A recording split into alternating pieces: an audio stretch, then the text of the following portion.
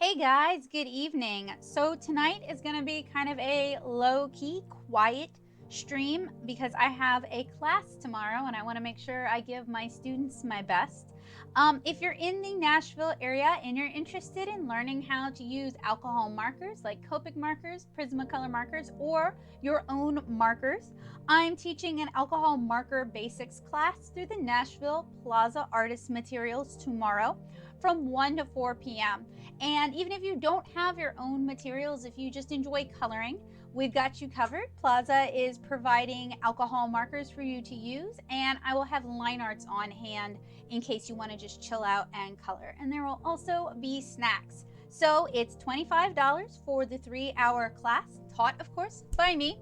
I have 10 years of experience, not only working with Copic markers, but reviewing alcohol markers here and over on the blog. Hey, Nisa, good evening. So this should hopefully be a really cool class, and I hope I can see some of you guys there. Yes, more Faber-Castell. So on that note, not this weekend, but next weekend, October 26th and 27th is Hands-On Creativity at the Nashville Plaza. And I'm going to be working with Strathmore, hence the On Strathmore paper. I'm also going to be working with Faber-Castell, hence the Faber-Castell part. And they requested that I work with some of their more professional art supplies. So we're going to be working with Pitt pens, we're going to be working with the Albrecht Durer line, and we're going to be working with Polychromos this evening. So they sent me some cool stuff to try out to help me prepare. And some of this is also from my own collection. So I've been doing Inktober, I've been teaching, I've been working on Kara. So I haven't had a lot of time to prepare, but these are some of my works in progress. So these were inked with Pitt pens. So this is the sepia Pitt pens on Canson watercolor artboard, and this is the sanguine Pitt pens on the Canson illustration board. So I'm going to watercolor this, and I'm going to do this with color pencils and watercolor pencils. And I also want to point out that, again, some of these supplies were sent to me to use for this event since I'm working with them. I have not been paid in advance. The stream was not paid for, nor was it sponsored by anyone other than my wonderful art nerds over on Patreon. So I'm kind of just doing this of my own volition to help me prepare. If you are not into me doing Faber-Castell stuff, that's a pity, but that's what I'm going to be doing tonight. So hopefully you guys will enjoy it. So I kind of have laid out pretty much everything I'm going to be swatching and working with this evening. I also have some additional paper off screen, but on hand, because I'm going to be working through a lot of it. Yes, they have been sending a lot lately because they like my channel, and I am grateful that they are sending me stuff because, as you guys know, art supplies are expensive, and for me to be able to continue to review them, I either need more patrons, or I need a better paying job, or I need support from companies. So I am super duper grateful for their support right now.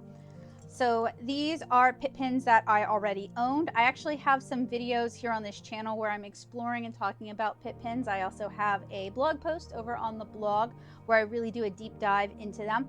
These are neat because these are India ink based, and I recently found out that they are entirely waterproof. So I'm really excited to get to play with these a little bit more. And you see I have quite a collection from over the years. I am the most excited about trying out the Faber-Castell Albrecht Durer watercolor markers, and Joseph will tell you that I found out about these while I was at SPX, so while I was in the Delaware area, and it took all of my reserve not to go down to Blick and buy a bunch to test them. So I'm actually really grateful that they sent me some because they're kind of pricey and they are not sold in every store. Like my local Plaza doesn't have them yet, my local Jerry's doesn't have them yet.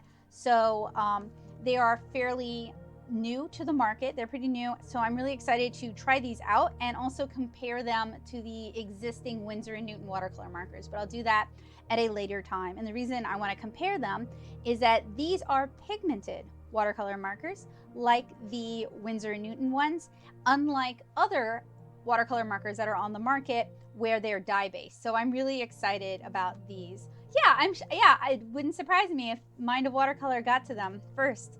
I'm also going to be taking a look at the Albrecht Durer watercolor pencils. So I actually own, these are my Albrecht Durer watercolor pencils that I have collected open stock over the years.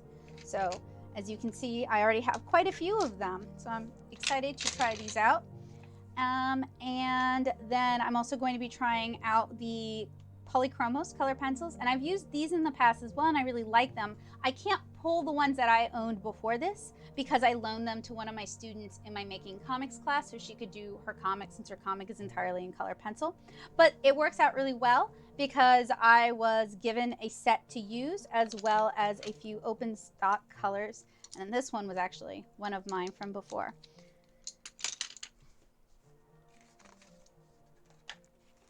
And I am also going to be demonstrating a couple of sets of the Pitt pen, different tips.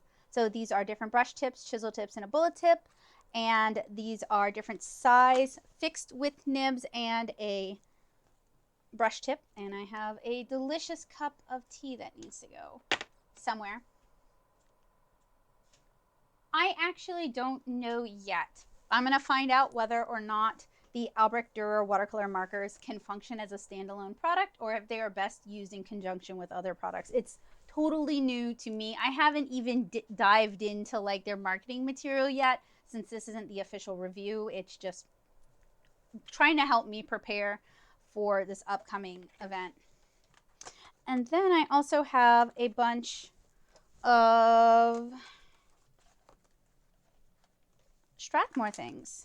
Some of, again, so these are mine and have been mine for a while. This was something I had purchased because with me working with Faber-Castell for this event, it means they want me using entirely Faber-Castell. So to kind of pad out what they've sent me, I've purchased things or I'm pulling from my own collection. So I also have a bunch of Pitt pens that I've owned for a while. So for Strathmore, I have a bunch of the mixed media papers, which I'm pretty familiar with. I use these and I love using them in my classes as well. I also have some of their new black mixed media paper. I'm pretty excited about this. And then I have a small sample pack of their travel watercolor. And this is cotton rag and 140 pounds. And this is very similar to what they had or what is in that watercolor sketchbook that I unboxed for you guys. I'm hoping they'll also sell this just as like spiral or tape bound sheets, not just as a travel journal. So I am going to get a little bit better organized and then we can go ahead and get started. The problem with tea is that it's too hot to drink when I'm ready to drink it. So I appreciate you guys joining me this evening. Swatching it was something I need to do anyway, and it's something I wanted to do, and I thought it would be great to do this on air. So I'm going to begin with the product I am the most excited about, the Albrecht Durer watercolors. And I promise, if I don't have individual reviews for some of these items, I will have reviews for these coming up. Okay, so this is a sheet of Canson XL mixed media paper. Canson and Strathmore have recently joined forces, so I feel like this definitely counts as utilizing a Canson product. This was from my existing stash, of course. So I'm gonna go get a brush or maybe even a couple of brushes and a cup of clean water, and I'll be right back. And iced tea would be great, but the only thing we have in the house is hojika, which is caffeinated, and I'd like to be able to go to sleep early tonight so I can be well rested for my class. I'll probably go get a cup of drinking water as well.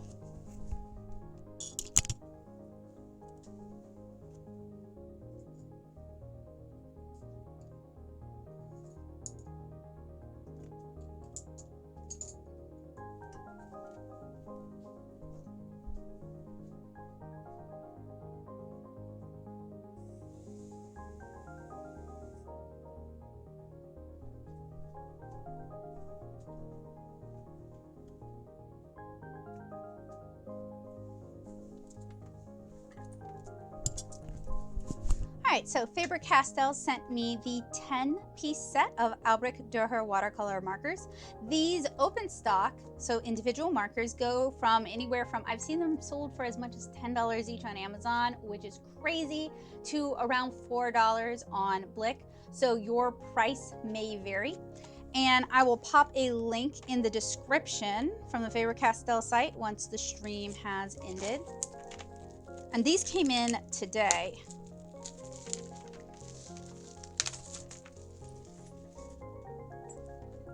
So they are packaged, come on, there we go. Oh, okay, all right, so it's kind of a flip top style box. And I'll take some photos as I go. Maybe I'll be able to do a blog post out of this as well. So inside is a little informational packet in multiple languages. So let's see if we can find English. Founded in 1761, Faber-Castell is one of the world's oldest industrial companies and is now in the hands of the 8th generation of the same family. Today it is represented by more than 120 countries. Faber-Castell has its own production sites in 9 countries and sales companies in 23 countries worldwide. Faber-Castell is the world's leading manufacturer of wood case pencils, producing over 2,000 million black, lead, and color pencils per year. Its leading position on the international market is due to its traditional commitment to the highest quality and also a large number of product innovations. The art and graphic range includes artist watercolor pencils, artist color pencils, artist pastel crayons, pigmented drawing ink, and an extensive assortment of products for monochrome sketching and drawing. Let's see if we have anything about these markers specifically. The new Albrecht Durer Artist Watercolor Markers allow you to work at the highest level with precision and spontaneity. The highly pigmented water-based ink has an excellent water solubility, does not bleed through papers, and has outstanding light fastness. And we have a brush tip, and we have a fiber bullet tip. I'm interested to see what kind of brush tip we have. And then here's just some different techniques for building up color.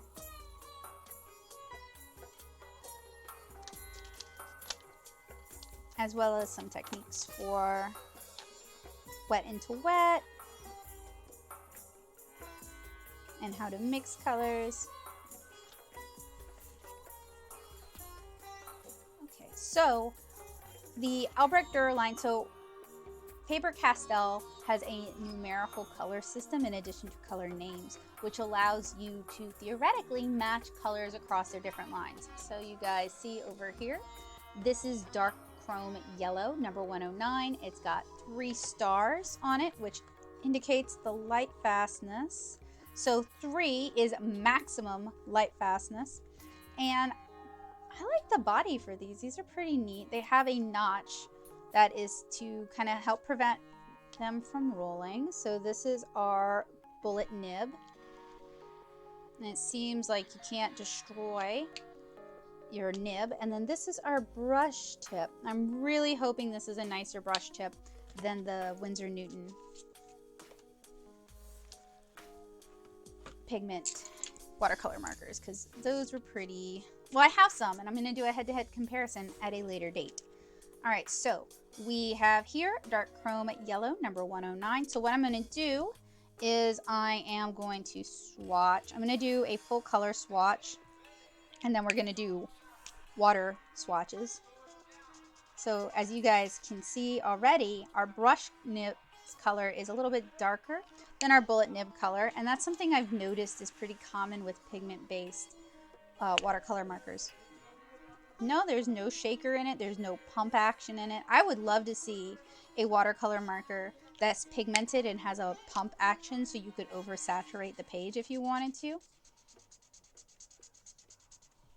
So far, the brush is pretty juicy. It doesn't necessarily feel like a very flexible. No, there's some give. It does seem like it's a fiber nib. I'm wondering if those foam rubber nibs, like they use for Copic and for Prismacolor, if that just won't work with pigmented materials. That would definitely be something to find out. So far, it's soft and fairly juicy. We have some really bright, intense colors in the 10 color range. And I would have to look it up, but I want to say there's something like 39 colors total. Ooh, that's a lot right there. So it's not the largest color range.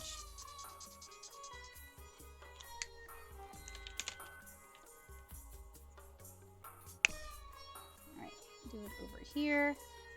And again, I'm working on Canson XL cellulose watercolor paper. So one of my reasons for grabbing this is that I find cellulose papers work decently well with watercolor markers. But I may try this out. Ooh, that's very saturated. I may try this out with a cotton rag paper in the near future as well.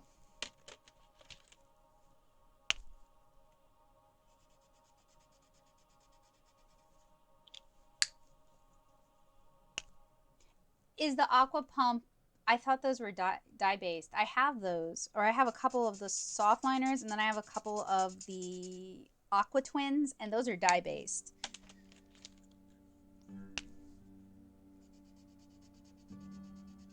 And I'll go over the colors in a second.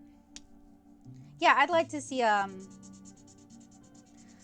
sorry, brain is just trying to do hard shutdown tonight. I'd like to see a pump-based pigment pen. And I know I could like mix up my own pigments, like liquid pigment solutions, and put them into like an empty. I have, yes. Are those the ethanol based ones or the water based ones? Yeah, I'm asking which one did you like? Oh, those are the those are ethanol, so they're like alcohol markers, but they don't play well with alcohol markers. Okay, so from top to bottom, left to right, we have a dark chrome yellow, number 109, with 3 stars of light fastness. We have orange glaze, 113, with 3 stars of light fastness. We have pale geranium lake, 121, with 3 stars of light fastness. We have middle purple pink, 125, with 3 stars of light fastness. We have ultramarine, 120, with 3 stars of light fastness. We have phthalo blue, 110, with 3 stars of light fastness. We have dark phthalo green, 264, with 2 stars of light fastness. We have May green, 170, with 3 stars of light fastness. And hey, all right. The caps post pretty well. I also like how grippy they are. It makes them easier to remove. The Winsor & Newton ones are not grippy, and my hands always slip. Did that green just turn black? It's just a very dark green. We have dark sepia, 175, with 3 stars of light fastness. And then we have black, 199, with 3 stars of light fastness. So the only color that is not rated with 3 stars of light fastness would be the dark phthalo green. Right now, I'm going to do the water blendy test. I'm going to do it with both ends. We're going to start by doing it while it's still fairly wet. Ooh, okay.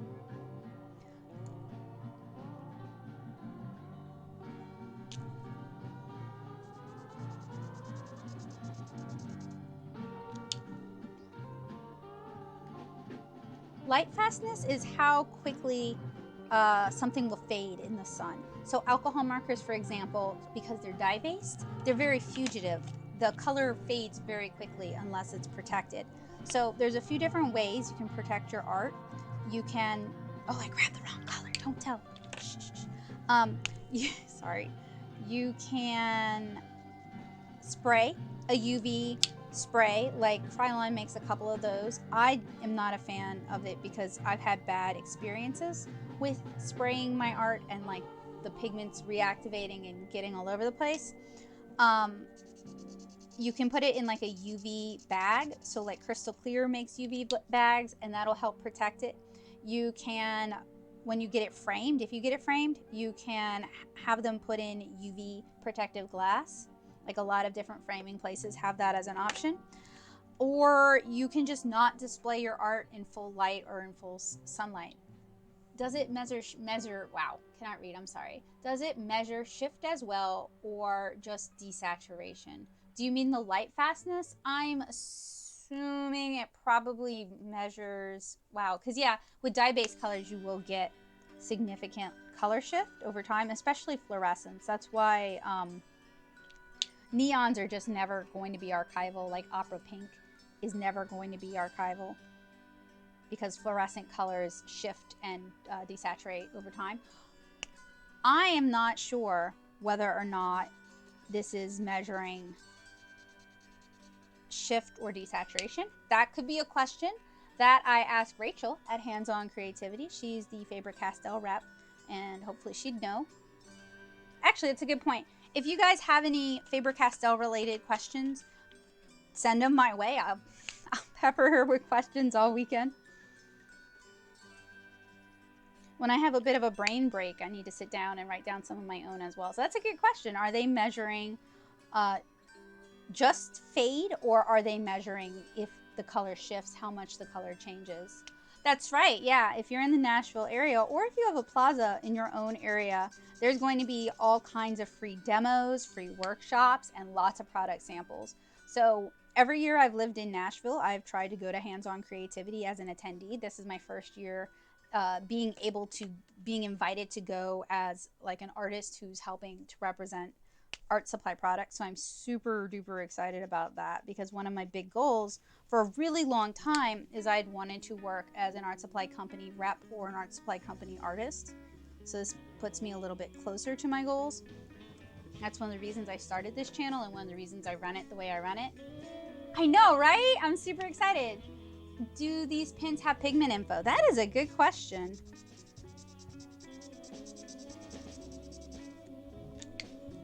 That I don't have the answer to. Let me see if I can find it. Pigment ink, water soluble, maximum light. Wow, cannot read tonight. Maximum light fastness. Store horizontally, which makes sense so that the pigment can get to both ends. So on the pin itself, other than the name and the color number, I'm not seeing any pigment information. I can check later on the website and see if I can get some pigment information there. And if I can't, I can ask Rachel where one might go to find the pigment information for these. That's a really good question. These are dispersing too good almost. The bullet nibs are a little bit stingier, but I'm still getting really nice color movement from the brush nib. That was hit or miss with the Winsor & Newton watercolor markers.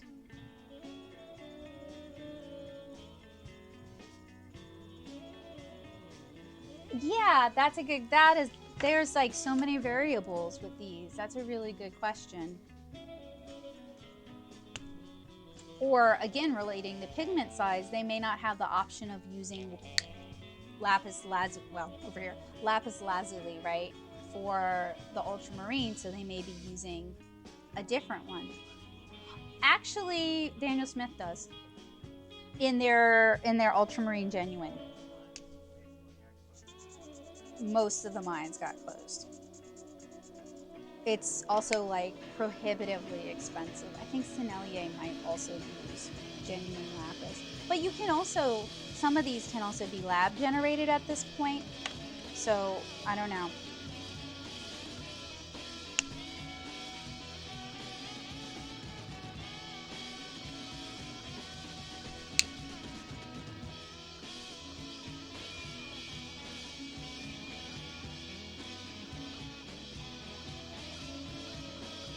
I have a blog post over on the blog where I talk a lot about paints and pigments and dyes and lake pigments and mordants.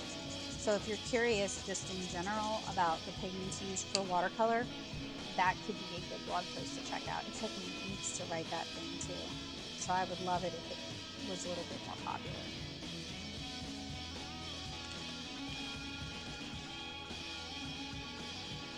Well, not just that, it had to be a very specific type of ultramarine, because even some of the gemstone, I own a lot of lapis jewelry, and even some of the gemstone quality, the jewelry quality lapis is not high quality enough for paint, because you're going to get like irregularities in color.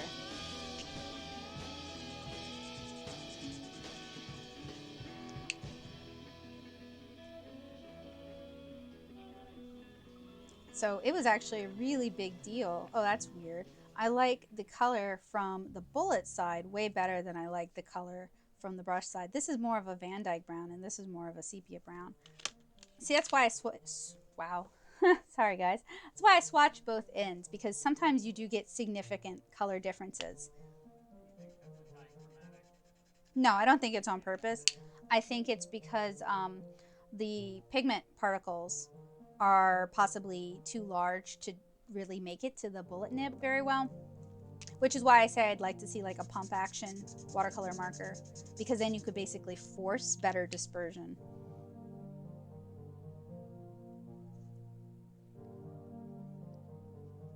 Okay, so those are our wet swatches. What I'm going to do now is I'm going to apply swatches and let them dry for the duration of the stream, and then try to reactivate them at the end of the stream. And the reason I'm doing that is often when I am working with watercolor markers, if it's had a chance to dry fully, it doesn't reactivate as well as when it's fresh. And I think it's important to know the working properties of your materials, which is why I do so many swatch videos, is to kind of figure out the working properties so that I know how to best use what I have.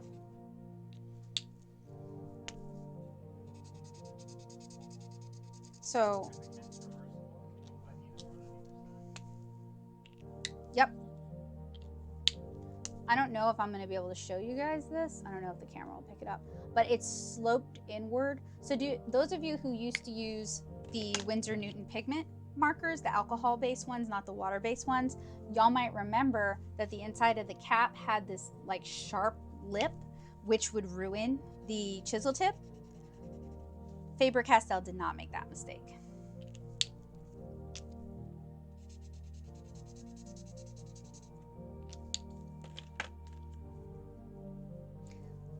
I would have liked a collar on these like Copic has, or like some of the other marker companies have, just so I could quickly tell which end is the brush end.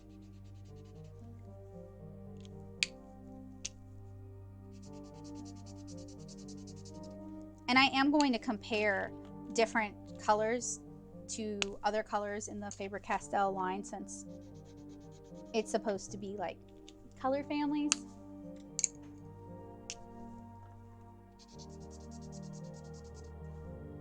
Yeah, I hated those caps. I was talking to the manager of an art store that I'm pretty friendly with, and he was saying he really hates those caps too. So, and that there was a lot of product returns because of that. So I'm really happy to see, yeah, look at this. There is no sharp, I don't know if y'all can see, I hope y'all can see it. There's no sharp edges on there. I could put the cap in all catawampus and it's basically gonna try to funnel it in properly.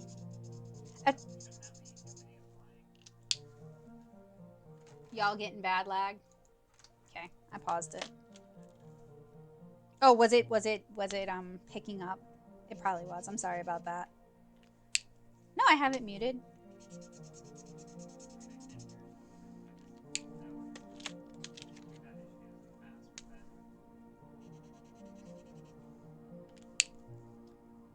I will show you in a minute, because I was just looking at the granulation on some of these. So Joseph, be my second pair of eyes. Or wait, I can actually open OBS and see real time. Okay.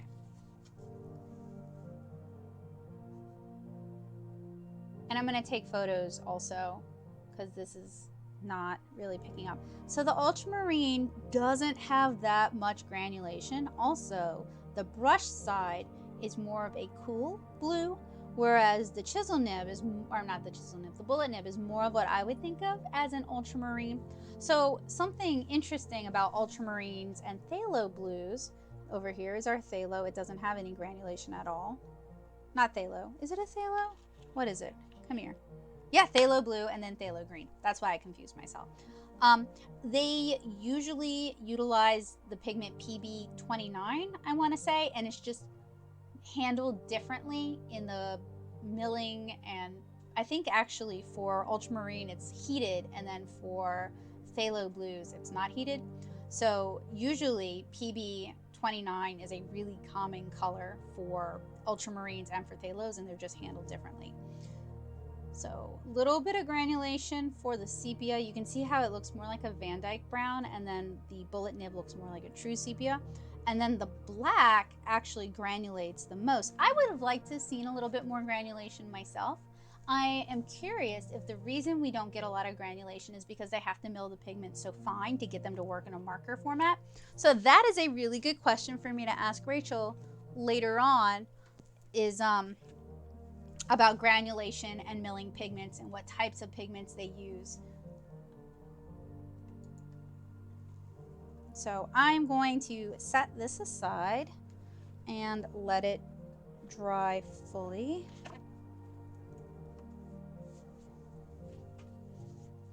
And I'll label them after it's had a chance to dry as well.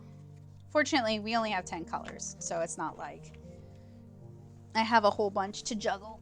All right, so next we're gonna do the watercolor pencils. And I have a bunch, and I have 24 and a bonus one here. So there may be some duplicate. This one actually comes in a metal tin rather than a cardboard box, but I think they probably safely assume that if you're buying watercolor markers, you're probably going to store them in a different situation. I don't really know what they mean by oh, okay, sorry, got excited. Okay, so I got a free big one, and then I was also given a sample big one, so that's cool. We can check out the big chonkers. These are the colors we get in this set.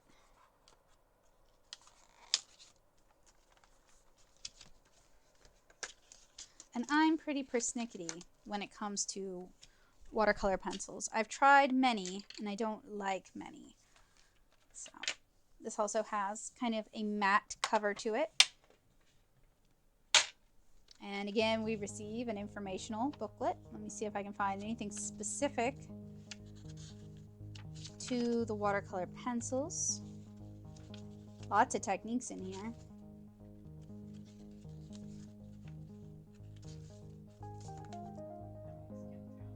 How many skin tones? I would say 4. Fortunately, I have more colors over here too. So, Albrecht Durer is regarded as a pioneer in watercolor painting. He would certainly have been impressed by the properties of the artist's watercolor pencils named after him. 120 colors with optimal light resistance that can be applied completely through painting for a unique color intensity. In addition to the Albrecht Durer, there is also the Albrecht Durer Magnus, that's these larger ones, which is ideal for covering large areas with its 5.3mm lead and extremely soft rubbing properties. So maybe you could use that for like not a graphite transfer, but for a transfer technique. And then we have just a little bit of information about different techniques one can do, including salt, and using a sandpaper block to kind of steal some of the pigment, or using a knife for the same technique, as well as dry techniques. So if you apply lots of pressure, you're going to get almost complete coverage. Color with the side, you get a softer coverage. Different ways to blend colors when dry. Oh, okay. And then here are all the different accessories that they showed. So you guys see, I have that cup. I have had that cup for almost 10 years now. And then the different sets. I did. I put in a paint puck. And then they have a list of all the colors, which I actually like that. That's handy for me. All right, so what I'm going to do is I am going to swatch these on the Canson XL watercolor paper. A toothier paper might be nice, so I may re-swatch these later on. So we're gonna start with the colors in this 24 color tin, right? It's 20, yes, 24 color tin, and then I'll swatch some of my, the non-duplicates of my own collection. And I will, actually, I'm not gonna skip the white. I'm gonna do,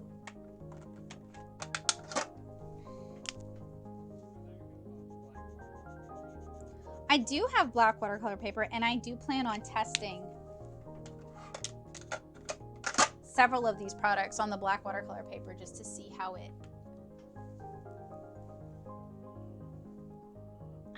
okay, so I have like 2 of the Prismacolor watercolor pencils, and a friend of mine has spent a lot of time talking them down. So while I'd love to try them, I have been warned away from them.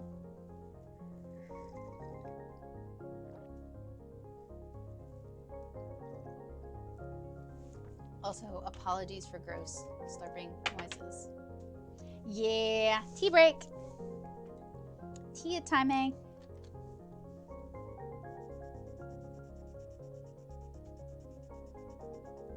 Okay, so what I'm gonna do with these is same as last time. We're gonna do some dry swatches. So as you guys probably are familiar with the Canson Biggie XL, it has some tooth, doesn't have a lot of tooth to it.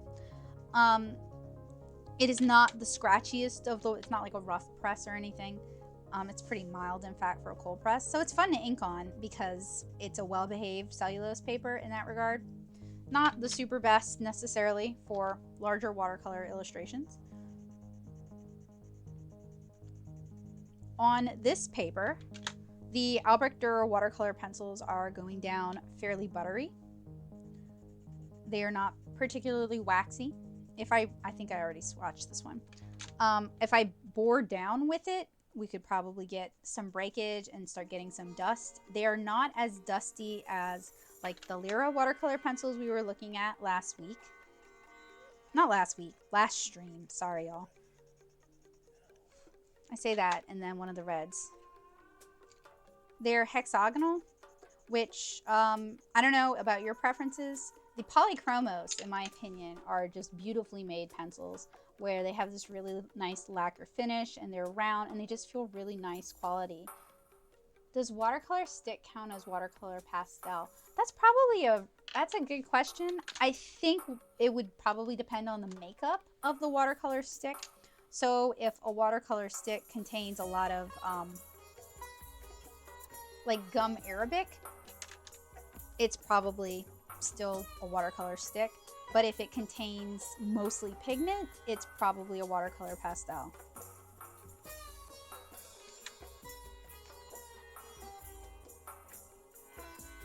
So the Albrecht Durer watercolor pencils, I'm just not a hexagonal person. Wow.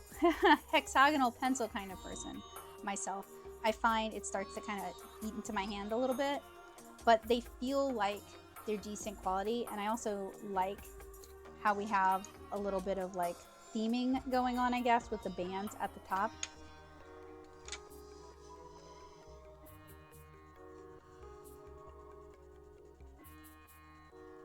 I also have a lot of Derwent Inktense and Caran d'Ache Supercolor watercolor pencils. These are pretty easy to pick out from those just because of the silver.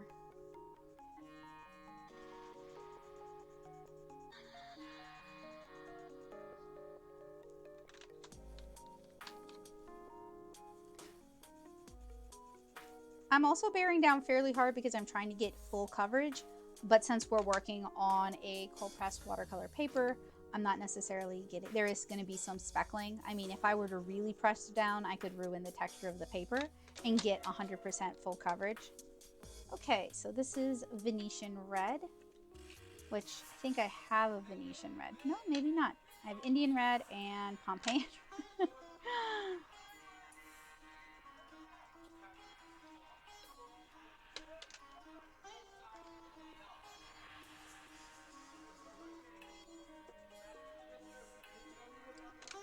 And these swatches are going to go into my Faber-Castell portfolio for hands-on creativity, so that people have like a quick reference for how these handle and what they look like. So that's another reason why I usually swatch for my own collection anyway. I like knowing what I'm dealing with, but that's also why I'm doing this.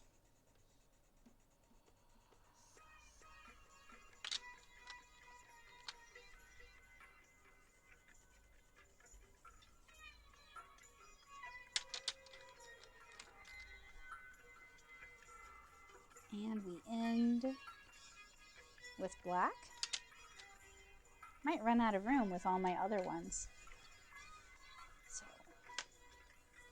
do I have any duplicates? I wonder. That's cobalt blue. That's ultramarine blue. Wow. I'm going to be a little annoyed if there are no duplicates. Okay, we have magenta. We have one. We have Delft blue, and this is Helio blue. I will be annoyed just because some of these colors are very similar, but it's not quite the same, which means I still have to swatch it. Dark crown.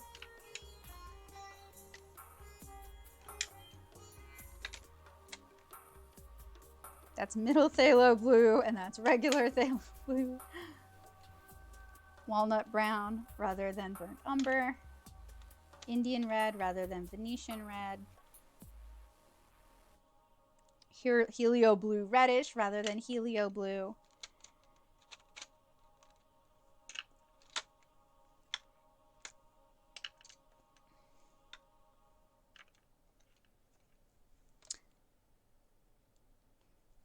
Van Dyke brown. Wow, I have really managed to... Okay, I actually have two. Nope, never mind.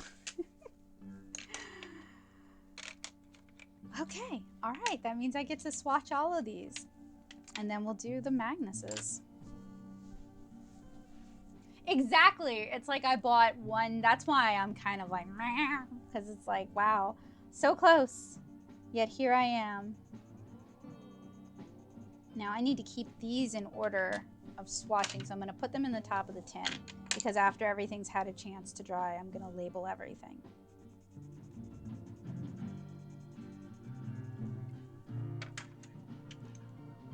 I'm probably going to label them by number, and I'm probably going to run out of paper space.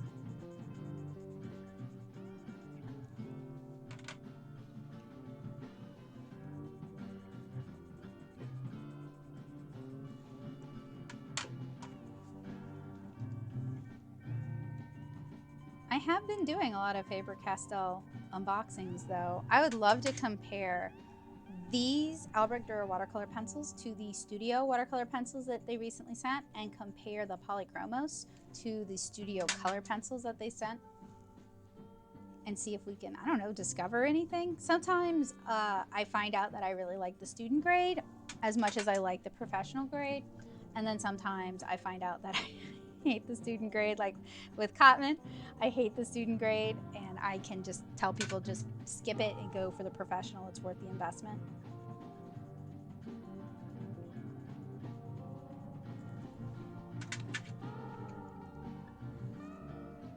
And all of the Albrecht Durers that you guys are seeing me use now, so all these like loose ones, these are all purchased open stock, one at a time, over probably 6 or 7 years.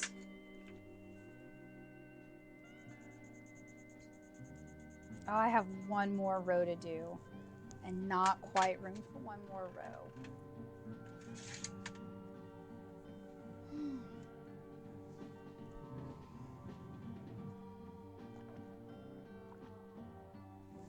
I do have a Canson XL watercolor sketchbook with the perforated pages.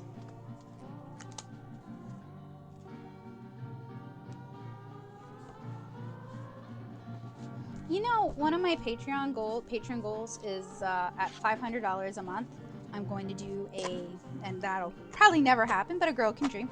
I want to do a massive light fast test over like 3 years.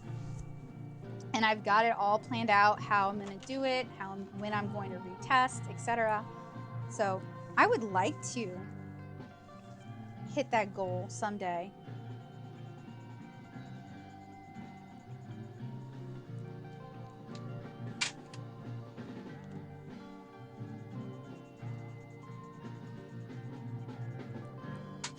And it's so high because it is a massive undertaking. Like, I would do light fast tests on all of my color pencils, all of my watercolor pencils, several different brands of alcohol markers, several different brands of watercolor, several brands of watercolor markers.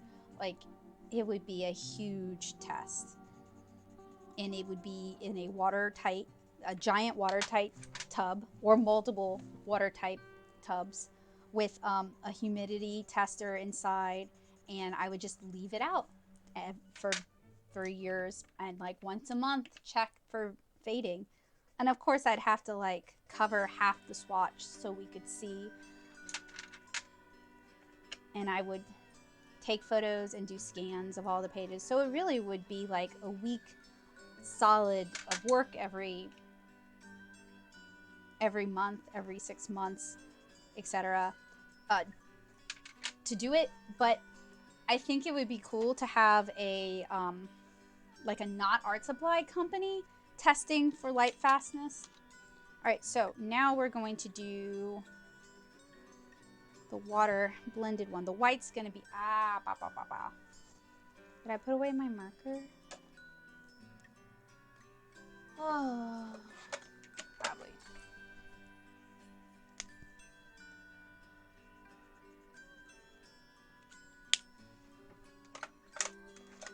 Or batch variation. Yeah, batch variation would be, that sounds like something a company should be, like Consumer Reports should be testing for.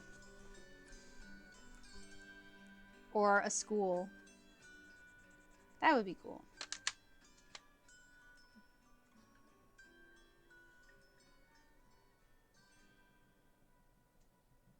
Good pigment movement and like pigment load. We'll see how that looks when it dries.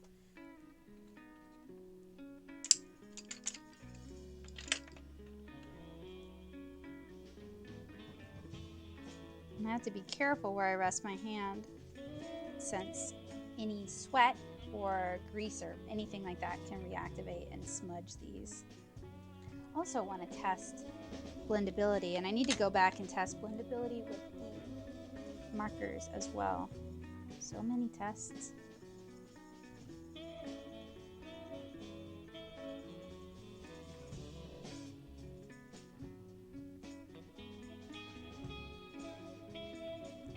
The test? Oh my gosh, that's a good question. At what point do they graduate? Oh, you.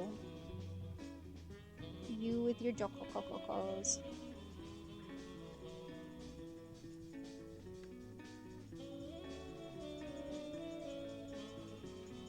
Oh, that one is not... The color's pretty, but it's not as pigmented as some of the other ones so far.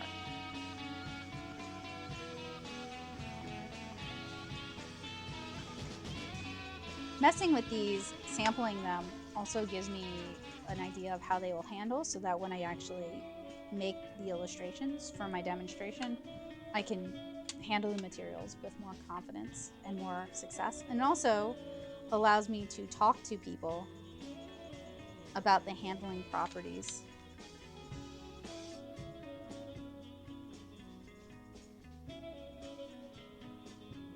Most of these, they really...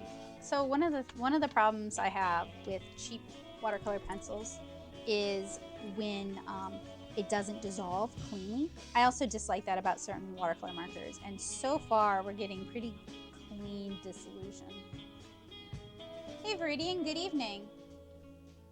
Who got me started swatching things first? You know what?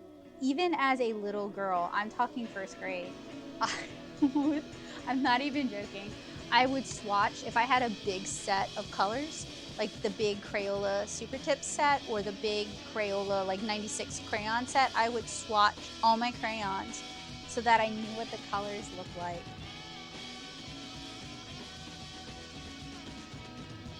I didn't even think about it. I think I saw my mom doing it because she used to teach, and she's pretty nerdy about school supplies the way I'm nerdy about art supplies.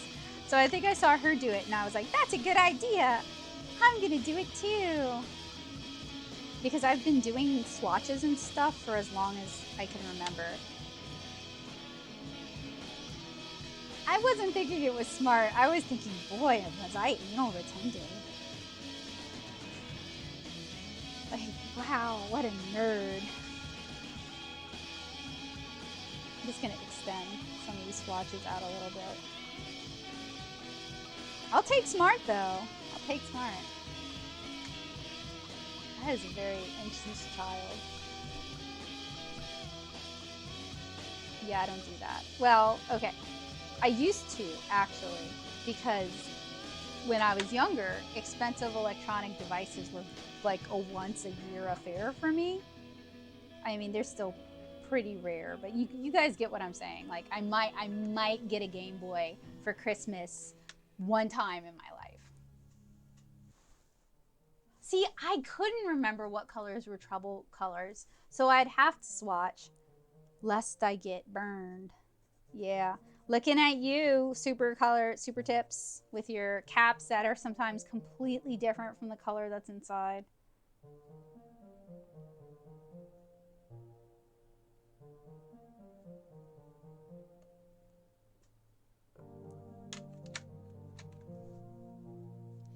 I would also, after swatching my colors, I would organize them into color sets. Yes.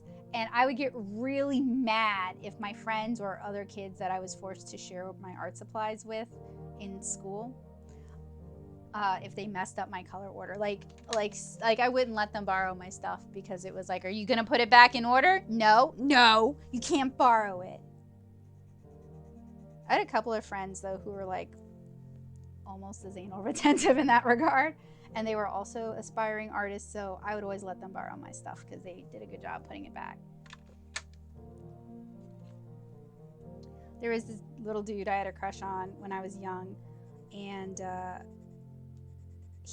I would let him borrow my crayons because I wanted him to like me back. He never did.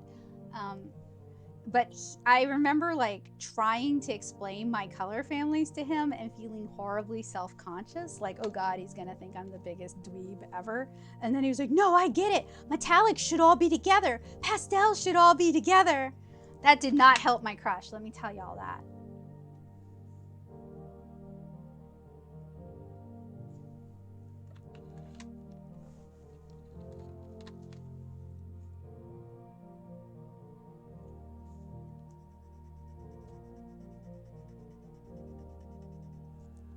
I think that is a noble endeavor, but you know what? I had a lot of crayons stolen from me as a kid, so I hit a point where I was like, nope.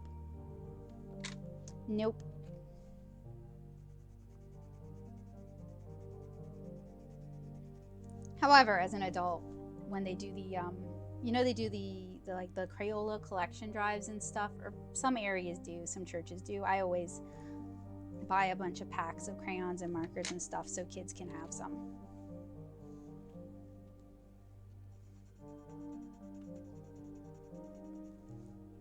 But I don't think kids should be forced to share with their classmates.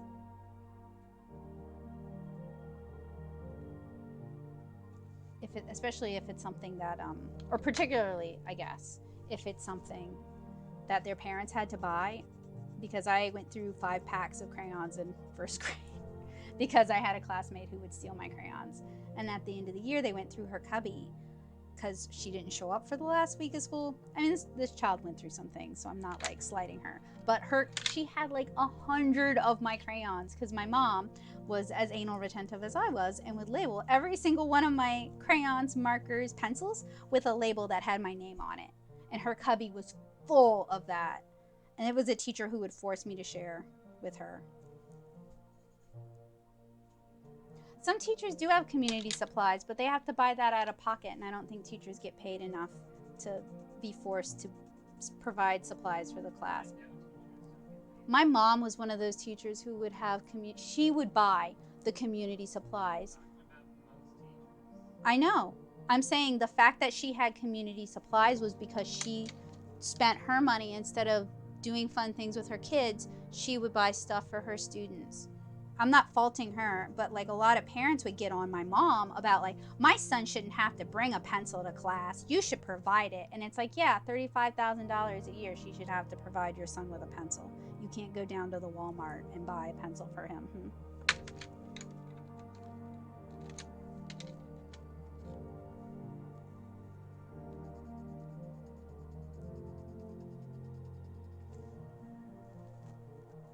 I think though, if it didn't have to come out of the teacher's pocket, I think class community supplies would be a wonderful idea. Because then a child having access to art supplies isn't contingent upon whether their parents can afford it or whether their teacher can afford to buy that. Because the only reason my mom could afford to do that with 2 kids is her husband worked also. Okay, so we have done the regular swatching and the water swatching of the 24 color set. Now we're moving on to the colors I owned before this. My weird mishmash of almost what was in the 24 color set. Not in the US.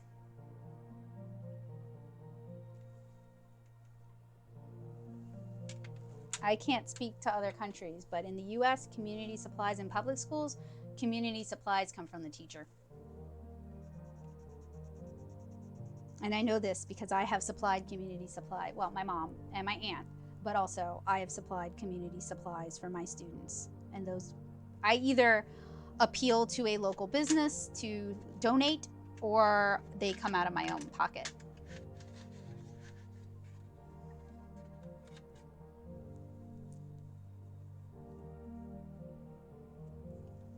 Yeah, I get that, Indy. I'm a mechanical pencil kind of gal, so that was what I would bring.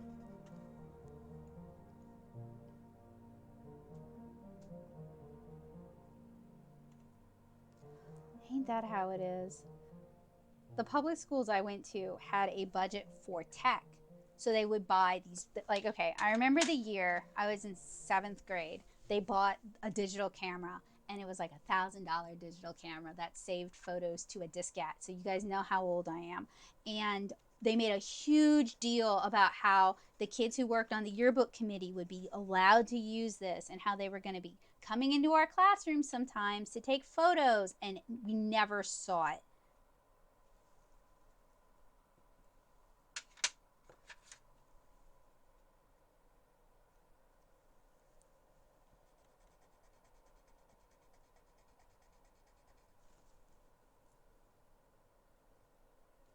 Oops, sorry about that. Even schools that can afford it often feel like their money is better spent supporting the football team or buying digital cameras they never use. So even if a school seems like it has a lot of money, it's not a safe assumption. Oh man, what is that? Delft blue is so pretty, but that is purple, y'all.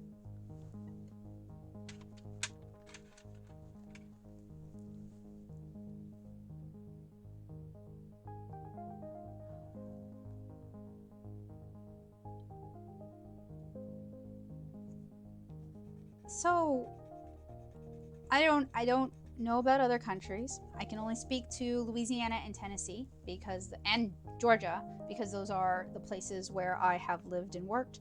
But schools in those states are paid using local taxpayer money. So for example, St. Charles Parish, which is the county/parish I grew up in Louisiana, they have a 9.5 sales tax, a 9.5% sales tax. And that sales tax pays for the public schools. And every year during elections, raising the sales tax comes up because, you know, support our kids, and we have more families moving in, and people will go buy their groceries in New Orleans or Metairie and not in St. Charles Parish, so we're not necessarily getting fair funding. And every year people vote down on raising taxes to support the schools. And unfortunately, it means that the schools often take grants from companies like Monsanto. Yep, Jules is right. What do you mean, and Coke? Oh, Coke support. Coke did y'all have a Coke bottling plant in Gonzales? Is that why?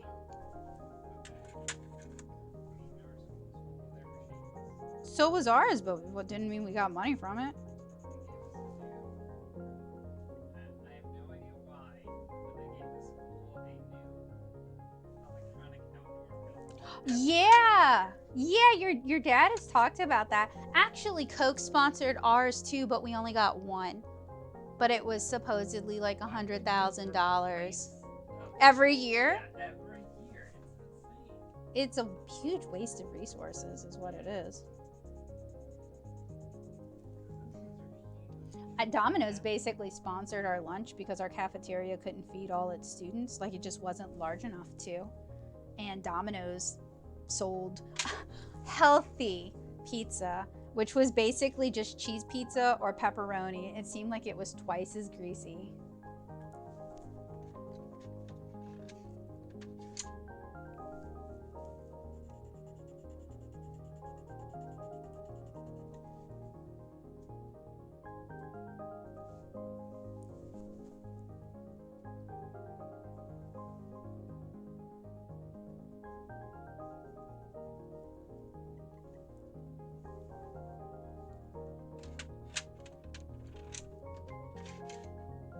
I feel really bad because like the Crayola drives and stuff that they'll do where I'm from, those are only really for little kids.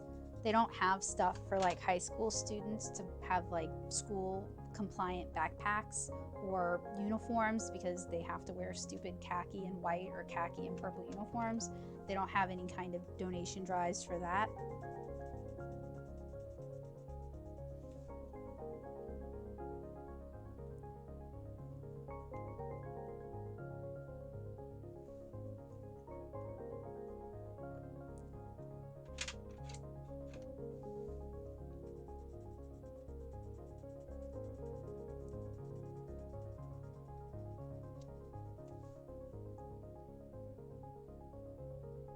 I think talking about public school is really important. I've done a lot. I've taught a lot, and I've done a lot of student teaching. And I usually, so I was about to tell y'all a story about that anyway. So when I was at when I was at SCAD getting my graduate degree, I did 3 teaching internships. I taught at an inner city school. I taught at a public charter school in the same area at the same time, and I taught as a TA for one of the undergraduate classes. So when I was teaching my first round, I was working at East Broad, which is the inner city school, and I was working at Garrison, which is the charter school. And I basically just, like, it depended what day of the week and what time of the day would dictate which school I was at. And East Broad had nothing. Those kids had broken crayons. That's what they had. They had nothing because all of the money in that area went to Garrison. And I don't really understand the politics of that, but it seems really crappy. And it really made me upset. So SCAD at the time charged for their internships. So even though SCAD wasn't providing any resources for me to work at that school, they charged me $3,000 to do it. Myself and the girl I was student teaching with, we found out about that. And we raised kind of a stink. And we also raised kind of a stink about how these kids at East Broad don't have anything at all. So to shut us up, SCAD donated how much money? How much money in art supplies did SCAD donate to East Broad? Yeah, they wanted us to publicize it for them, and they got my name wrong. But anyway, they put some of the money I paid for an internship that they did not do anything to support towards giving these kids art supplies, which I think is amazing, okay? Mostly amazing that the kids got art supplies, not amazing that, you know, they tried to hide doing something kind of illegal with doing something that is not quite as kind as one would think. But the thing about Garrison is Garrison had so much stuff. So one of the teacher I worked for had me clean out her closets. That was her idea of a good use of my time and my coworkers' time. We cleaned out her closets. We cleaned out her closet in East Broad. We cleaned out her closet at Garrison. We cleaned out another teacher's closet at East Broad. We cleaned out another teacher's closet at Garrison. The closets at East Broad, we were getting rid of like recycling containers because that's what the kids were given to utilize as art supplies. Whereas East Garrison had like super nice Faber-Castell, Winsor Newton, that kind of stuff for the kids. It was just sitting in the closet, not even being used. They had so much stuff that they weren't even using. And it just was really upsetting because I was teaching at this school where the kids were lucky to use what amounted to like barely colored candles in terms of crayons. Like it was the cheapest crayons you could think of, and they were broken and used to bits, and all of the markers had been allowed to dry up. Like they were garbage that these kids were using, but the nice stuff was sitting rotting in a closet at the charter school. That really left a massive impression on me. That's one of the reasons why I teach through community ed, because people can afford community ed. It's one of the reasons I do public library classes because people can afford free library classes. And it's one of the reasons I teach online here on YouTube and over on the blog, because those are free. Like, you can support my Patreon, it would be great, but you don't have to. You can access this information for nothing. All right, actually, I really like the Magnus color pencils. These are easier for me to hold. I like the larger color laydown is really nice. They are still hexagonal, but they're easier on my arthritis. Arthritis, that's right. That's me.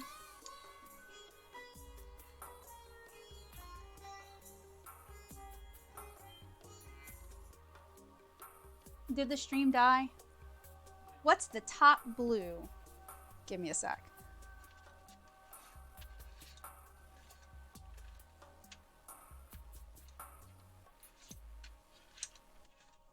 That would be Helio Blue Reddish, 151, triple stars. So I'm gonna let these dry and then I'm going to label them. And I'm sorry that I got, sorry not sorry, that I got kind of ranty. The public school education and having access to art supplies is really an important topic for me, and it's one of the reasons why I do what I do. So, in fact, I had to clean out my studio recently, which is a good thing. I'm happy I had to clean out my studio. And I donated like $1,000 worth of art supplies that I'd purchased to review, didn't really care for. I donated it to Salvation Army so somebody else can have something decent to use. Okay, so next we're gonna take a look at the Polychromos. Whoa! So sorry, y'all. I have a bunch of stuff stacked up, so it's handy. And when it falls, it all falls.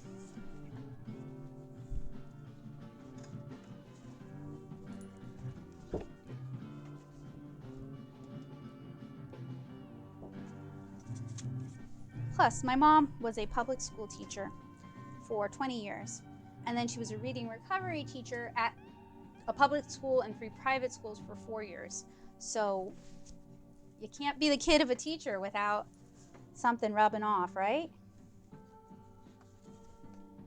All right, so next we're going to take a look at the Faber-Castell Polychromos.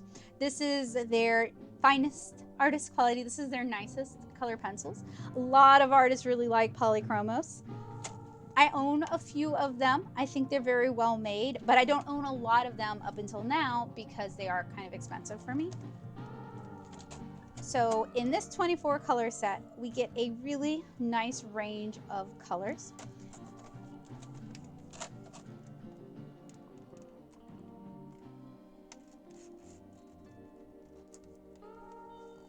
So that's out of pocket, Alexandria, right?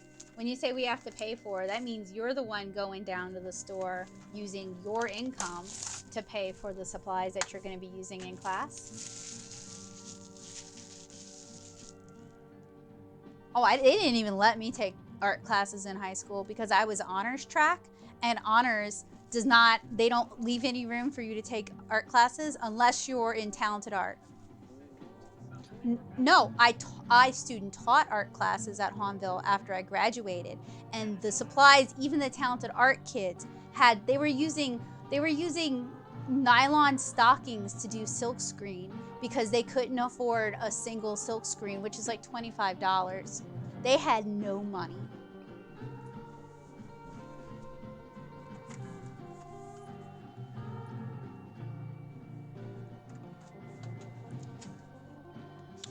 Ooh, they're so pretty.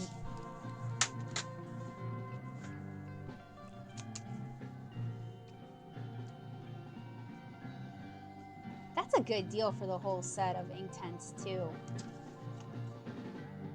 Okay, so we have some more literature. I'm gonna try to find the English that talks about the, ooh, that's cool. And they have an explanation of all the different products. Unfortunately, there we go, okay. The art and graphic range includes artist watercolor pencils, artist color pencils, artist pastel crayons, pigmented drawing ink, and an extensive assortment of products for monochromatic sketching and drawing. Polychromos artist pencils. These have particularly smooth leads, which are waterproof and non-smudge. They are unsurpassed for toughness and light fastness. So it seems like everything Faber-Castell puts out is really trying to be super light fast. Ooh, look, they color on different color papers with these. And then here is the whole color range as well. So for the white, I'm going to do the same thing I did earlier, where we take a really dark color marker, and I am now swatching on Strathmore 300 series vellum Bristol.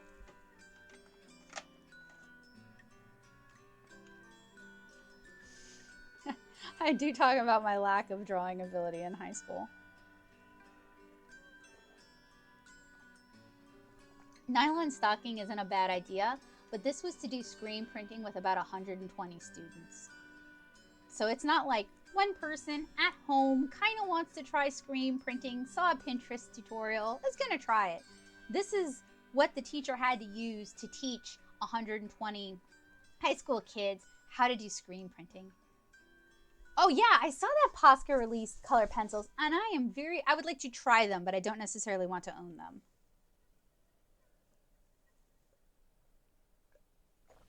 We're basically on the same page there, Calvin. I learned how to draw mostly because my undergraduate was not interested in teaching us how to draw.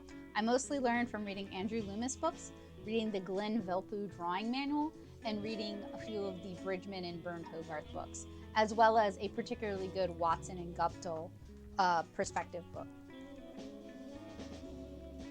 Ooh, hey, that's some good coverage.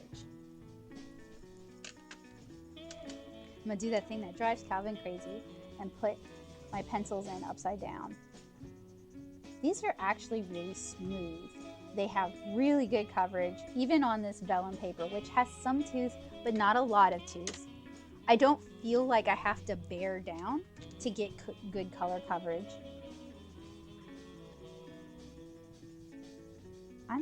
I'm excited to see how these are gonna blend and layer. That's right, my Japanese animes. I used to practice drawing what I saw in the comics in my sketchbook, but I never really had somebody explain like the basics of human anatomy or the basics of like interpreting what you see on the page and why the artist is doing what they're doing. So I spent 10 years drawing every day, and I didn't get any better.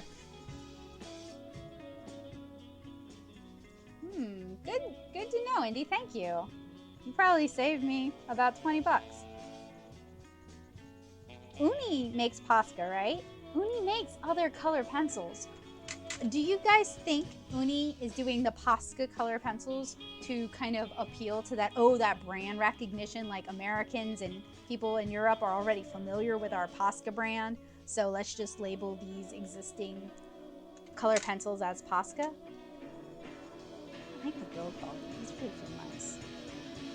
The color laydown is really nice too. I grew up using Prismacolors, and I started using Prismacolors right before Barrel sold to Stanford. And now Prismacolor is made by Hallmark and Rubbermaid, the parent company that owns Sharpie, and Rubbermaid and Hallmark owns Prismacolor. So these are much, much more buttery, easier to use, not as hard on my hands. Ooh. How much is the whole set? How many colors are in the whole set? Is that the Amazon price too? Because Amazon gets stupid about pricing on its supplies.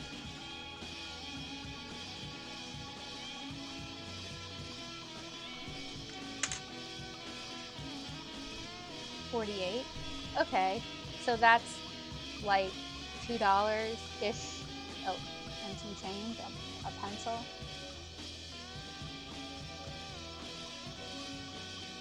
I would want to see something, like there's so many color pencils on the market, and Uni also makes these erasable art erase color pencils that I need to do with you guys on an unboxing swatch or on a stream. Heidi sent them to me and I'm excited about them. I just haven't had time.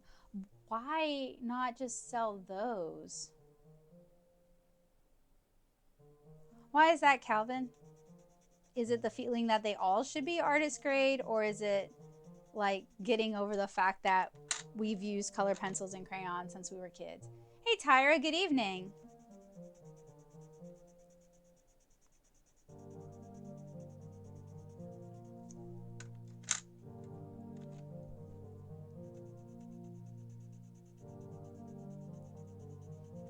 So I'm going to label these also.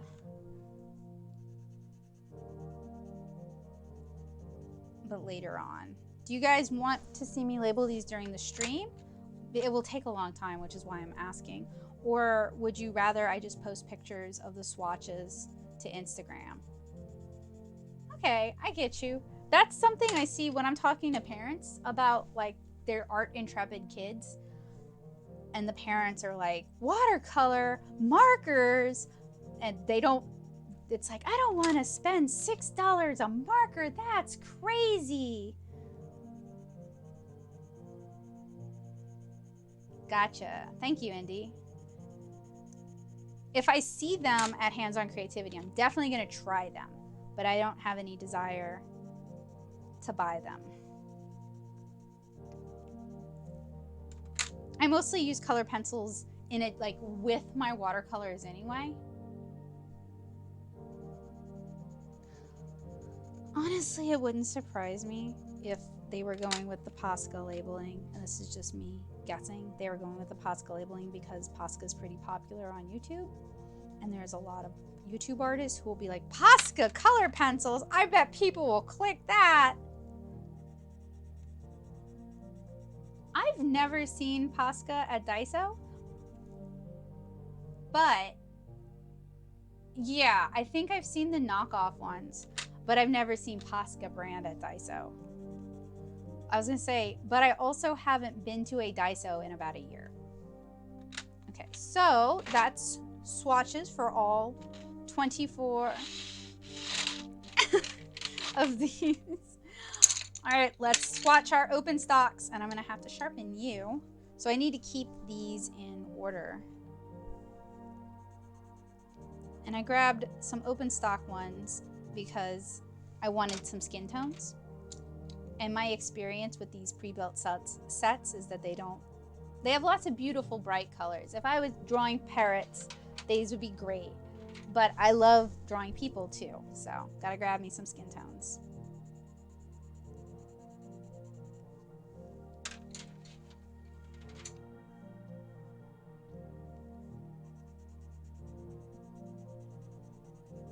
Need those skin tones. And I know Faber-Castell makes their own sharpeners, but I don't think I own any. So I will use this Coombe sharpener instead. Ooh. Hey, hey, no breakages. That's better than Prismacolor for sure.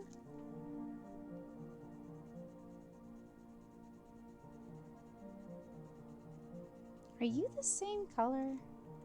Did I goof? Ochre. Nope. Just so close. I am super good at grabbing almost, but not quite.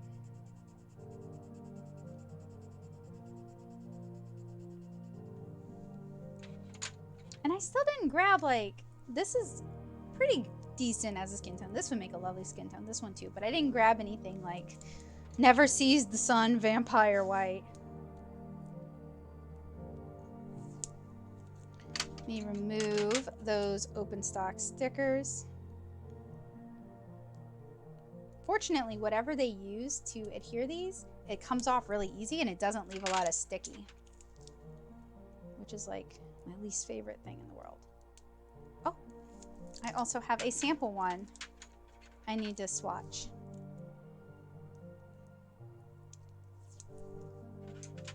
Some of them are leaving sticky. I'm gonna have to go in and clean them off with rubbing alcohol. All right, we have a sample.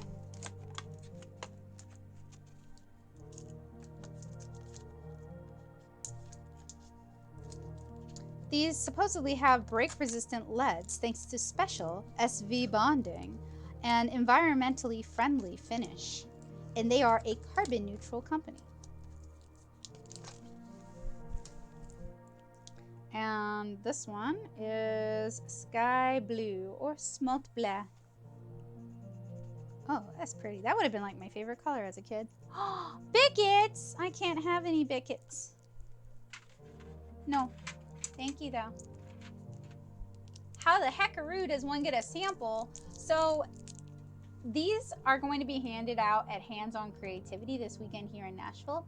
If you have a plaza in your area, ask them when their Hands-On Creativity is, because that is a really good opportunity to get your hands on stuff that isn't going to be released for like the next year. It's also a good chance to ask questions, because a lot of the people demonstrating those art supplies are sometimes they're the owner of the company. Sorry, that's also a really good chance to get loads of samples. I am definitely a sample queen. Okay, so I'm going to set these aside and we're going to do Pitt pens.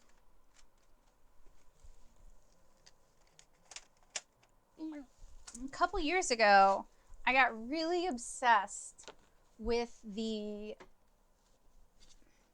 I'm going to do it on smooth, I think, with the Pitt brush pens.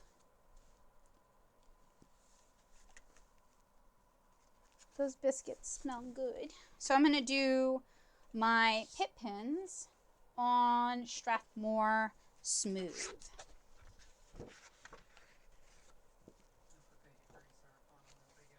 The hickory syrup is so good. Probably just, no, the smoked hickory syrup is just amazing. Period.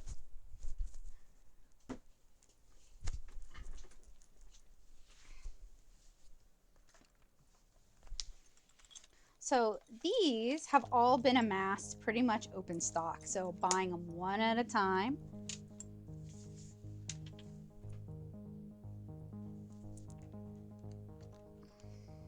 And theoretically, we're gonna test this out later. Cat hair, yay. So we were talking about Faber-Castell using a color number system. Theoretically, the Pitt pen in, say, chrome yellow should be about the same color as the Polychromos of the same number, the Albrecht Durer marker. and watercolor pencil of the same color.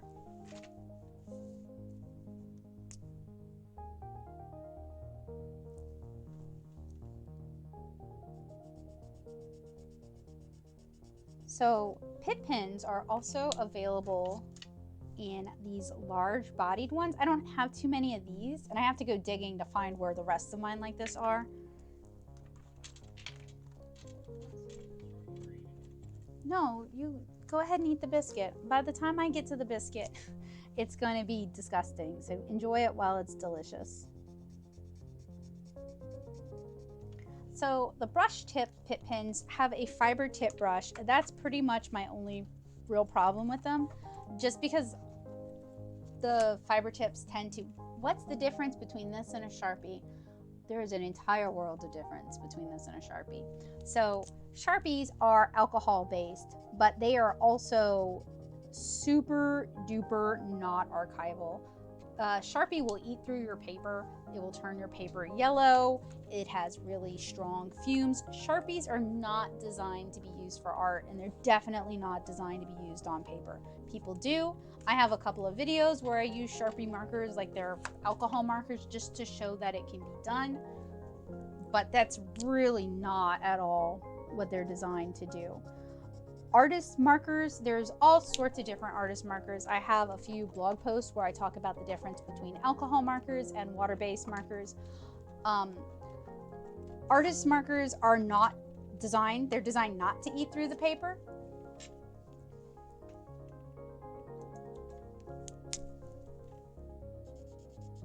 They're also designed, if we're talking alcohol markers in general, they're designed to be very blendable. They're designed to be easy to handle. And while some, wow, double wow, while some alcohol marker brands do have really strong fumes, they're not really supposed to knock you out. Now, some people are more sensitive to alcohol marker fumes than other people, and some brands are a little smellier than others, but they're not really designed to knock you out. Water-based markers can include like watercolor markers, like the Albrecht Durer markers we were just looking at. They can also include water-based markers like the like Crayola Super Tips, or like certain fine liners.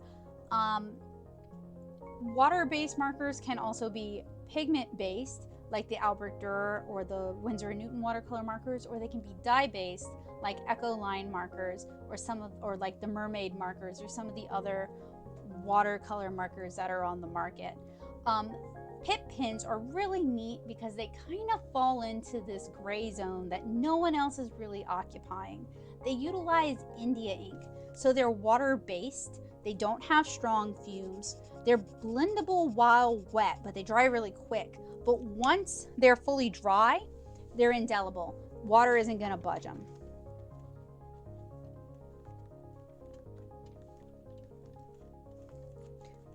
I think they just go by Blick now, but I've been calling them Dick Blick too. So these are designed to be used on paper. They are designed to be archival, so they're not going to eat through your paper. They're also designed not to color shift over time. So theoretically, they're not going to fade in light. Whereas Copics, Prismacolors, other alcohol-based markers, they're dye-based. They're going to be very light fugitive. They're going to shift a lot in the light.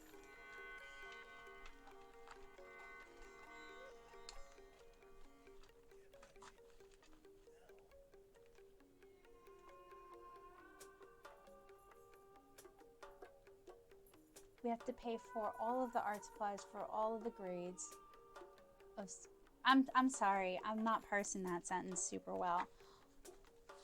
Are you talking about paying for her art supplies for all of her grades? Or are you talking about like you have to pay to a communal pot?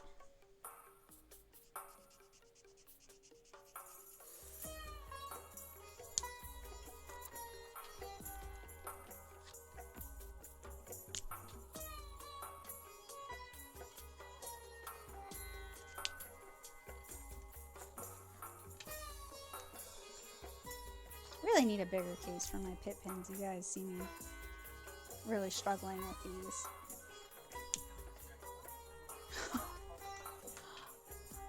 I don't know, because they're smaller like pens, and you can use them for outlining like pens.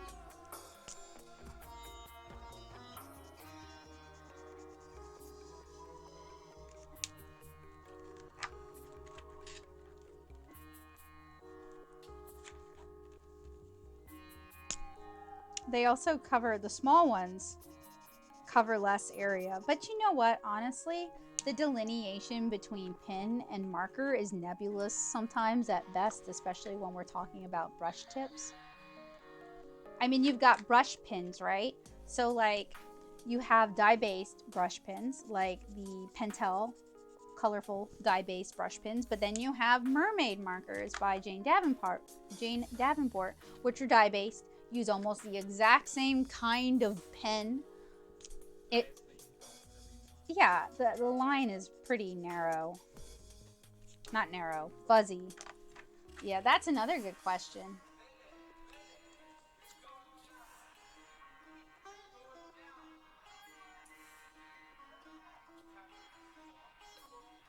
See, what confused me about that is, like, I don't know that that's uncommon, having to pay for all your art supplies for your kid, because in Louisiana, you have to pay for all your kids' art supplies, and then if they're in talented art, you pay a class fee as well. So that's why I got confused, because I was like, that doesn't, it's expensive. Like, I'm not pretending it's not. My mom and dad had to pay for all my art supplies, and I know it's expensive. I didn't realize, like, there were other options. I mean, to be frank, when I teach art, I would kind of prefer to give, okay, so I'm of two minds of that. On the one hand, I would prefer to just pick out the art supplies I want my students to use, so we're using consistently the same things. I can tell them how to use it, and they can do it the way I say it, and it will perform a certain way. Like, I don't mean to be like Little Miss Dictator, but I see too many people really struggling because they're using cheap watercolors, or they're using cheap alcohol markers, or they're using cheap color pencils, and they don't understand why their art doesn't look good or why they're really struggling to use it. So on one hand, I would rather just buy a class set of something good so that we have it on hand. On the other hand, that's a lot of money, and I am kind of tired of doing that because that's very expensive for me, and my students take my supplies for granted and they don't treat them very well, and I get something that was very expensive returned to me like it was trash. So on the other hand, I think if they had to buy it themselves, they might appreciate it more. But then you're going to end up with some kids who got rose art, and I'm sorry, crazy art, and some kids who've got Crayola, and then some kids are going to roll in with like legitimately nice art supplies because their parents are artists.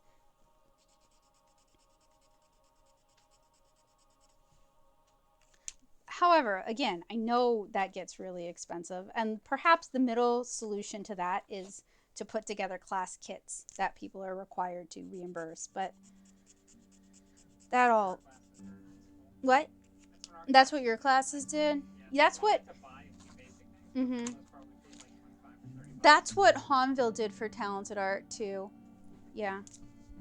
That my younger brother was in talented art, and he hated he hated the sketchbook that they used because it was one of those black hardcover sketchbooks that everyone's like, oh, that's so fancy.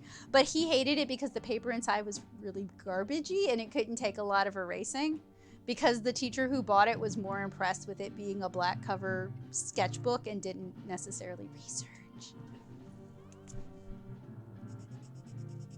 But now we have YouTube channels that help with that.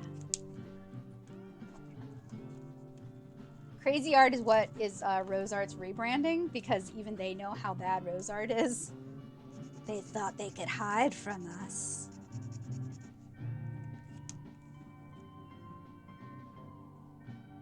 Right, exactly. No one comes to class with a cat.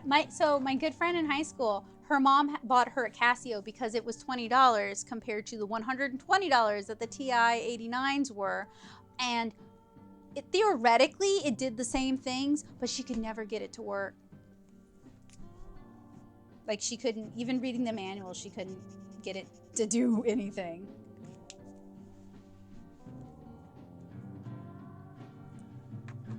So, Alexandria, on the one hand, I think it is awesome that you're going to put those art supplies to good use and learn how to use them. That is awesome. That is like a great attitude to have. On the other hand, maybe she will fall back in love with it. It boggles my mind that her boyfriend changed his mind and now she's changed her mind too. And I definitely remember that age. Huh? But I loved art and wanted to be an artist more than I loved any boy. And I was not a level-headed teenage girl by any stretch.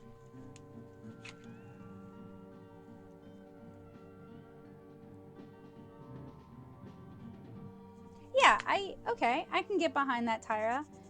If you were doing art for pleasure, it is definitely all about what you want to use. But when you're teaching art, you have a different set of expectations. So if I'm teaching watercolor, I want my students using the best watercolor appropriate for their age. So if I'm teaching really little kids, we're going to use praying watercolors because even though they're washable, they are pigmented and they're going to handle a little bit better than like Crayola watercolors. If I'm teaching middle school kids, we're probably going to use like the Mozart Como Ready set because you get a lot of different colors, but it's fairly affordable and you get nice large pans, and they're also going to get metallics, and they're going to get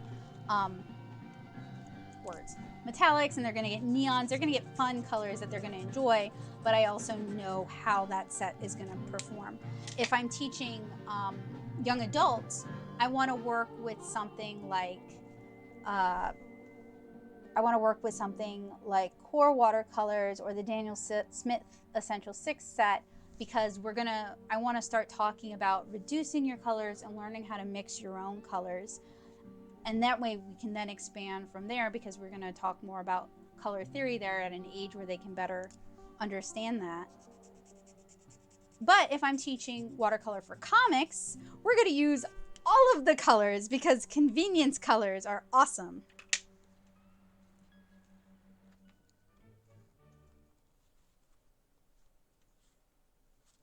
Oh, I remember that. I used to want to be a herpetologist, and my third grade teacher told me nobody would ever marry you if you were that obsessed with frogs and lizards, and boy was she lying. I would have had my pick. But I let her scare me off of it because I didn't want to be, I was already like the super weird girl, and I didn't want to like double down and be double weird. However, I still keep, I have a pet leopard gecko, and I still kept newts and frogs and salamanders up until high school. And then it just became too expensive for me to be able to afford what I wanted to do with the aquarium.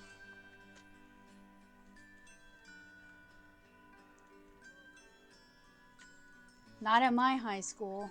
They wouldn't even let me take computer science beyond typing because I might be distracting to my male classmates. I think about that a lot because I think I would have enjoyed going into it from a hardware perspective, and how that not casual sexism chased me out of it. Yeah, the same thing probably would have happened if you wanted to take shop classes.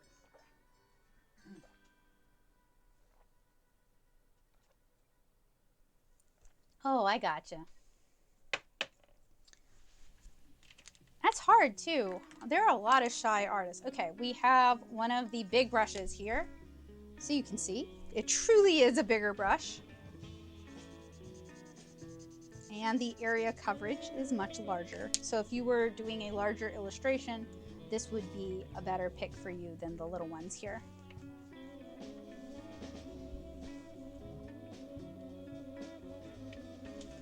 Okay, so that is Pitt pen, basically markers. Let's call them markers. And then we have the Pitt pen fine liners and fixed width markers.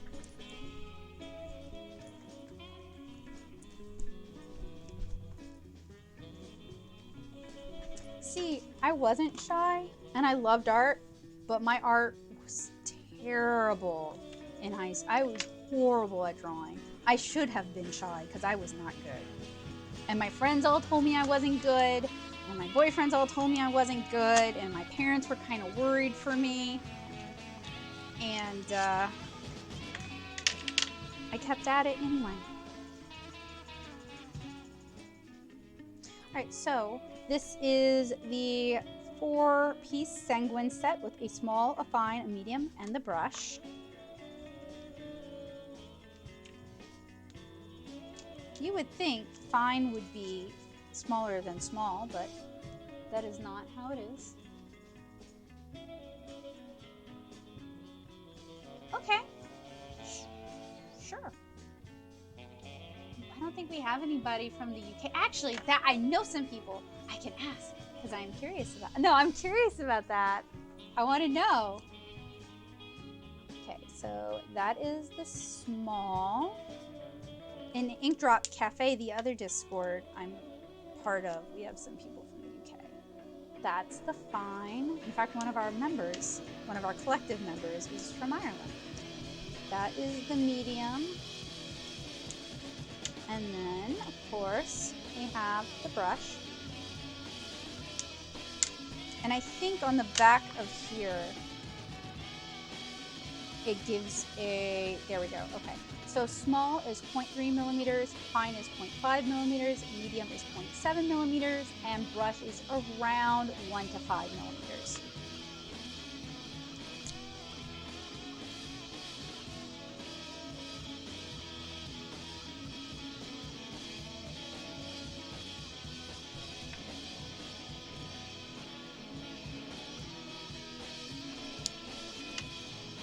Brush.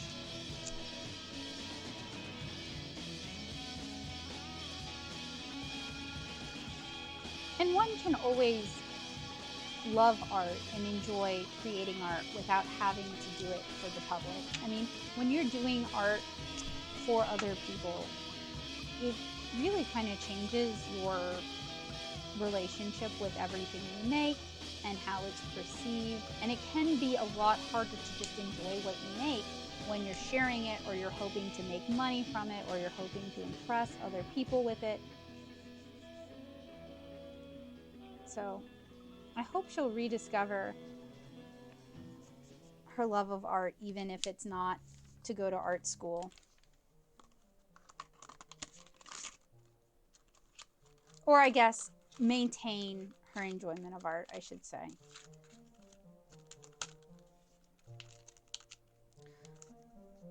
So when I grabbed this black set, I didn't look too closely. I was just grabbing, which is not smart.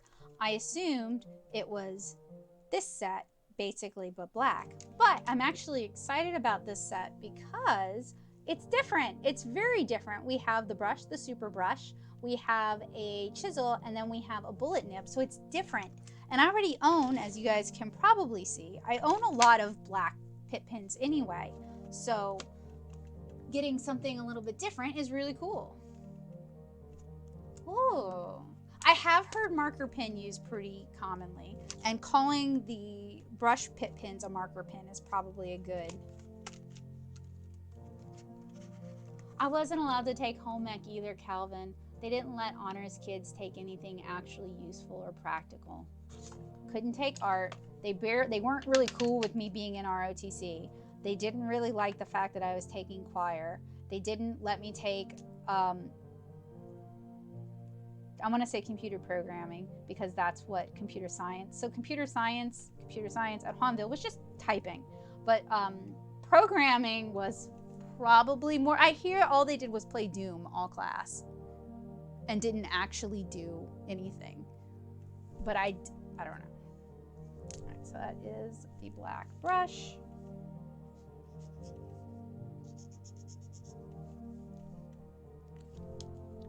This is the black super brush.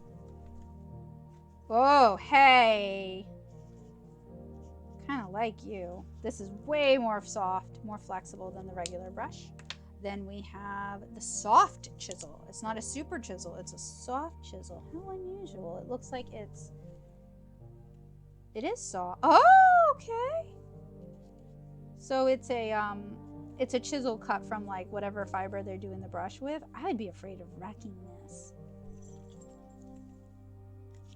And then finally we have a 1.5 bullet, which is a firm tip.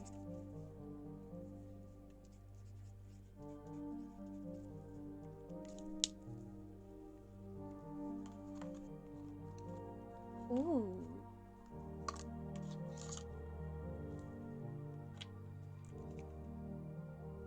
I'm not saying they took away. I'm saying they wouldn't let you take them if you were in honors because they felt like it was a waste of your time, which, like, I don't know if y'all can hear the anger in my voice, but it's something that really ups. And I'm 33, so it's been a long time since high school, but home ec would have been great. I had to learn how to cook for Mountain Brown. Microsoft, yep, Microsoft Office and Excel. Yeah, yup. And then we have, and these are just some of mine, some more of just the regular black Pitt pens. Now, this brush has been shot to heck-a-rooney, and I have heard the rumor that you can actually take the brush out and flip it over. So I'm gonna go grab my Copic tweezers, and we're gonna try to do that.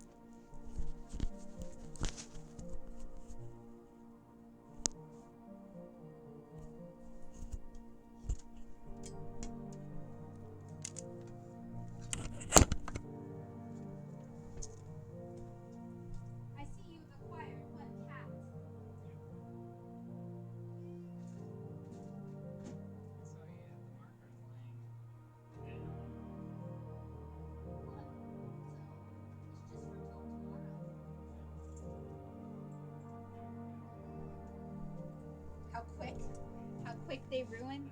They mean like if you're not going to use your markers for a month. Yeah.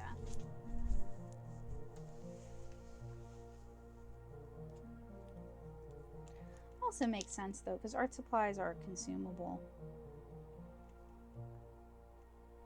Oh, okay. All right. So we have safely removed our brush nib. Now we are going to flip it over and try to get it back in there without ruining it.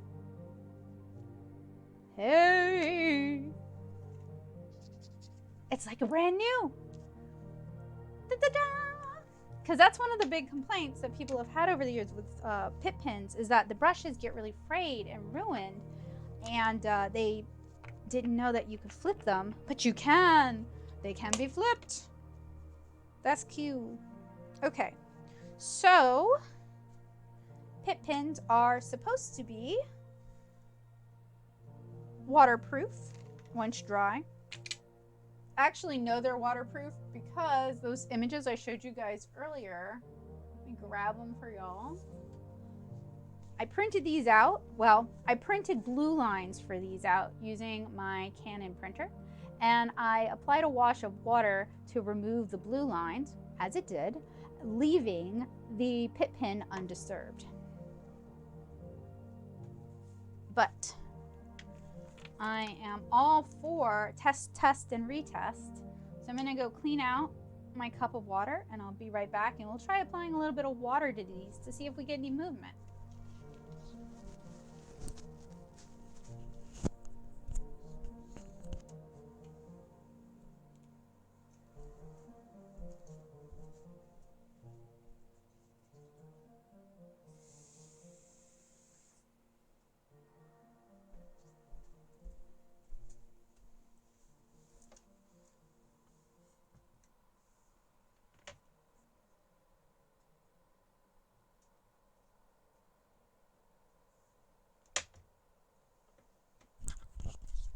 And B, I don't know if it showed up well on camera, but it looks just like the other side of the brush. So it's not like this is a hack to get extra out and it's really kind of a crappy hack.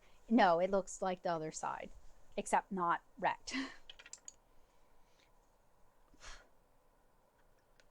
Right, so I don't want to see a lot of movement.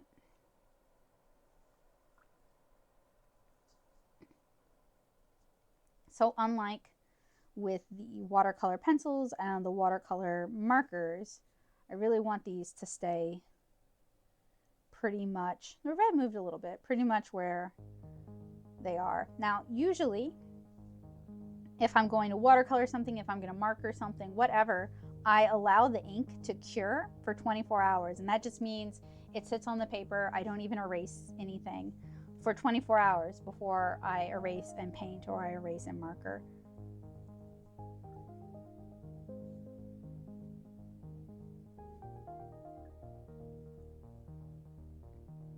So some art supply stores, some art supply stores offer significant student discounts. Like Blick offers significant student discounts if you have a membership, which I think is free, and you can prove you're a student, which means showing them your student ID, and it can be a high school ID, and if you're a teacher, that still counts. And then some stores like Plaza and Jerry's Artorama, you can be a member no matter what, and members at Jerry's and Plaza save, I want to say 10%, and then sometimes there's special random sales that only apply to members, and membership for both of those places is free. For Blick, the savings is more like 30%, but it's in-store only, and again, they really prefer for you to be a student or a teacher and have a student ID or a teacher ID. Michaels also does I think it's a teacher discount, but you have to have a teacher ID.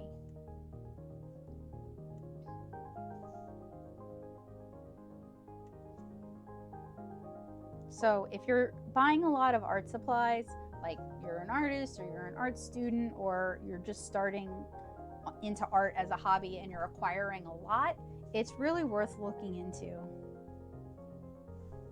So at Plaza, if you take a workshop, they give you a 30% off coupon, which sometimes I see 30% off coupons for your next class, and sometimes I see 30% off coupons for anything purchased that day. So that's also something worth considering. Like some classes are very expensive, but some classes are very cheap, like $25. And I think you could go in, pay your $25, take your $25 class, learn something cool, and then put your 30% discount, if that's the coupon you got, you could put that towards getting an easel or getting a drawing desk, something that's really expensive that the 30% would be really worth your discount. Okay, so we have a little bit of movement with a couple of the reds, but as you guys hopefully can see, there's not really much movement. So something else I want to test that I've never tested before is I want to test alcohol marker, whether or not they're going to react. So India ink in general is not alcohol marker proof. We're going to test not every color, but we're going to test a small handful of colors, just because some colors are more reactive than others.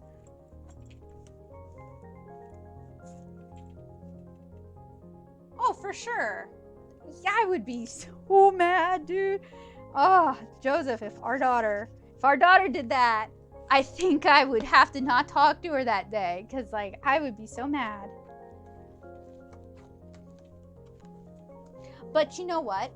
If she's very, very shy, it could be not so much because her boyfriend doesn't want her to. It could be like she was looking for a reason. Like she loves art, but she might have been looking for a reason to not, like permission, I guess, to not have to pursue it. Does that make sense?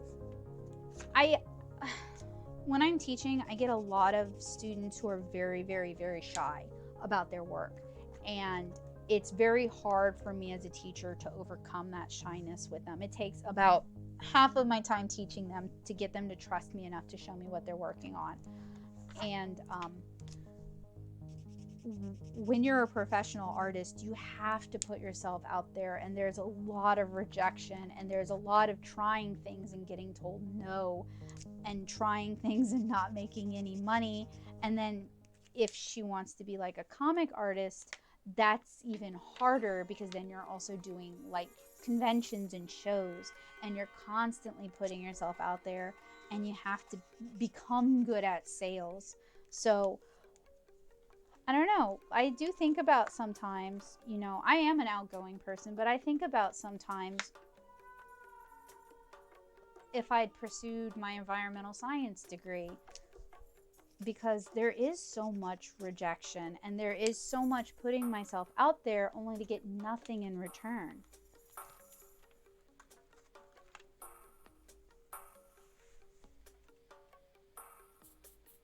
Oh, wow, yeah. Oh man, your poor kiddo. That's rough. She's got the comparison disease early.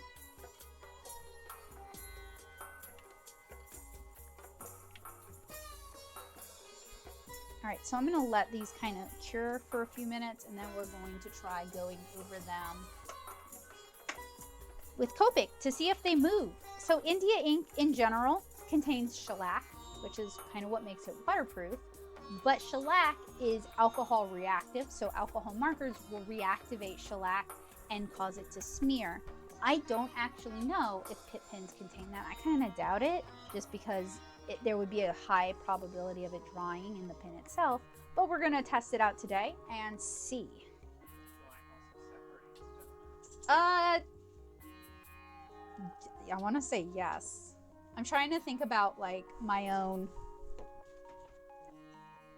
stuff.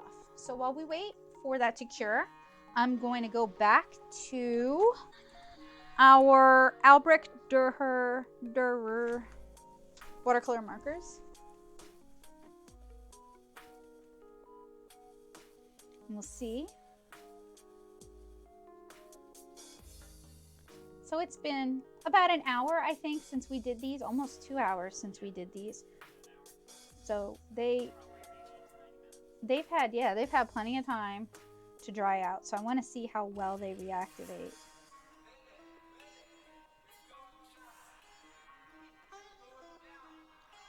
So I used to hate drawing okay, so I didn't mind drawing in public if no one was going to look at it, but I hated drawing in front of people because I felt like I was being judged, and it would start to trigger my anxiety, and I would just kind of get really weird and tight and panicky.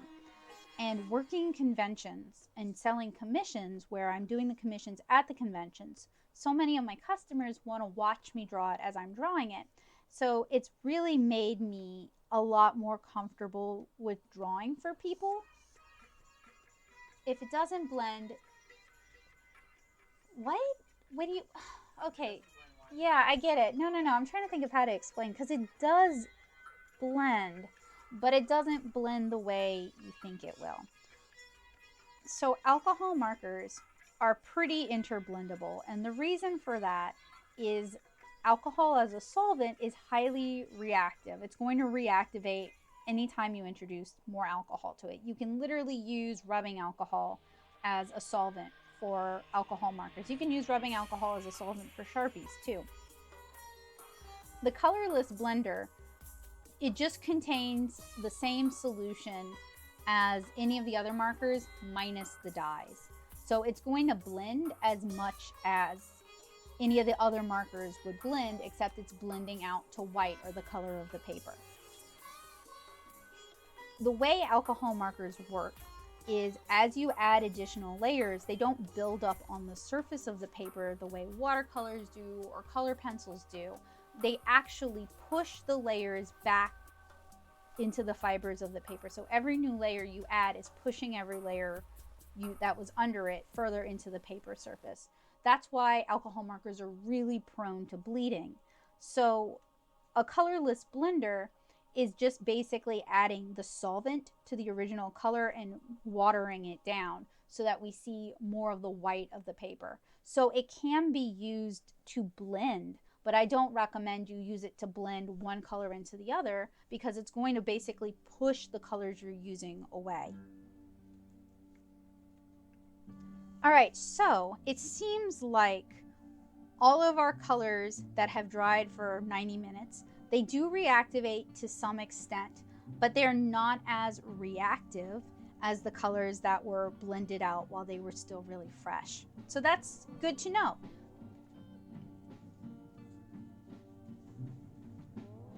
I'm gonna set that aside. A color pencil blender is basic. Lacquerie Fine Arts has a really good explanation of color pencil blenders and the different types of blenders and the difference between a blender and a burnisher. But the TLDR is that the blender contains the same stuff that's in the core of any color pencil minus the pigment.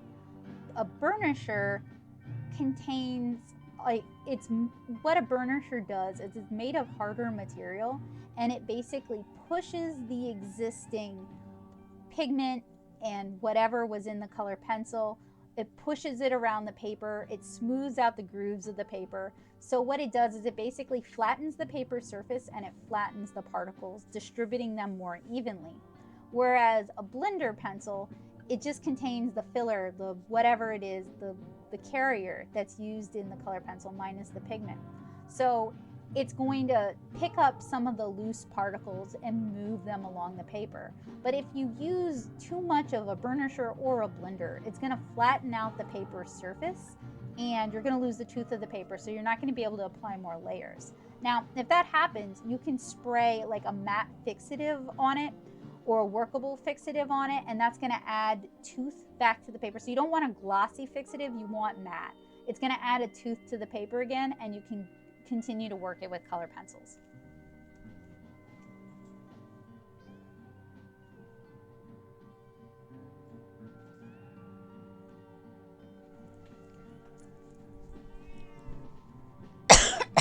Apologies for that. All right, so I'm going to turn my attention to color papers. So what we have is let me put the smaller tone blue away and grab one gray bow. Here, sing for your supper.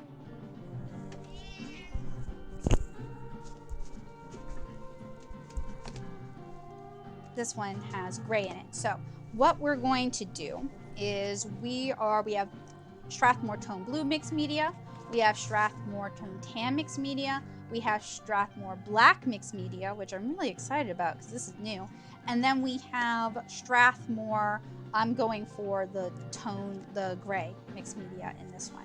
And this one has a vellum surface, so it should have a little bit more tooth than the other ones. But what's cool about mixed media paper is it is designed for wet media and dry media, which is what we're looking at today.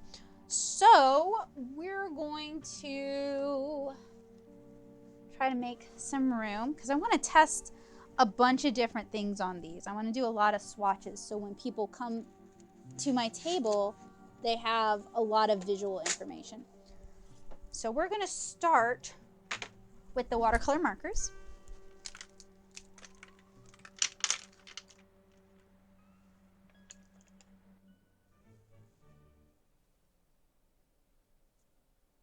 That's really awesome, Alexandria.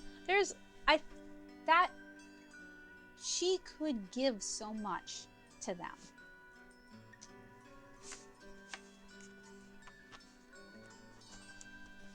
So I'm going to start with the Tone Tan.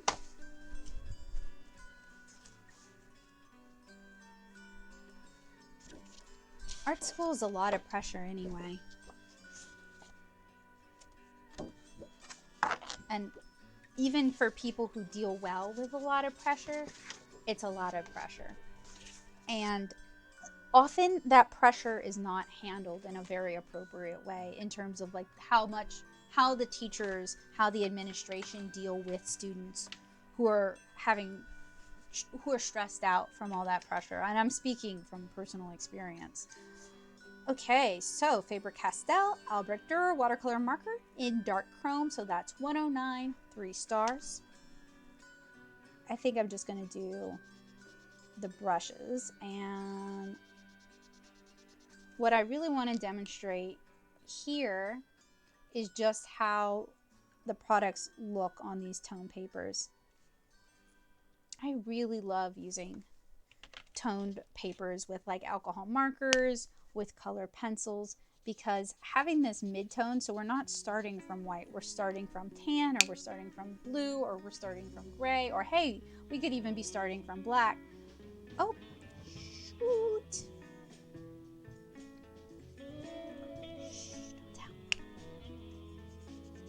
I wanted to do a straight swatch and then do a blended swatch.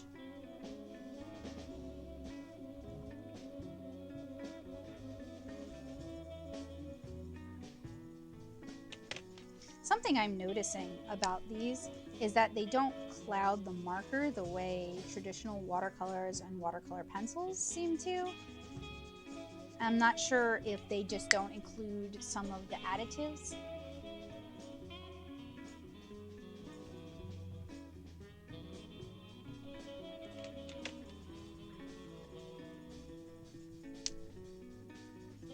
Something else I like about these caps is they feel like they're secure, but they're easy for me to pull off.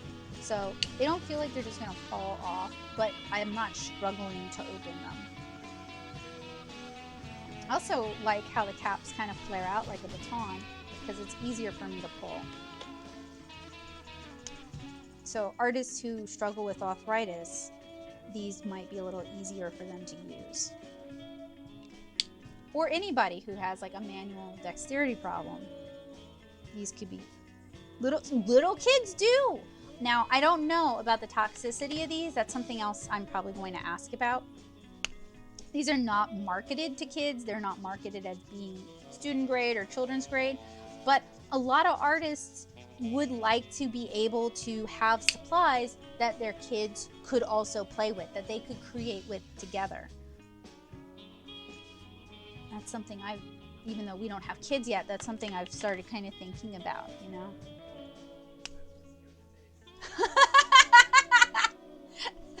You know lead's sweet, right?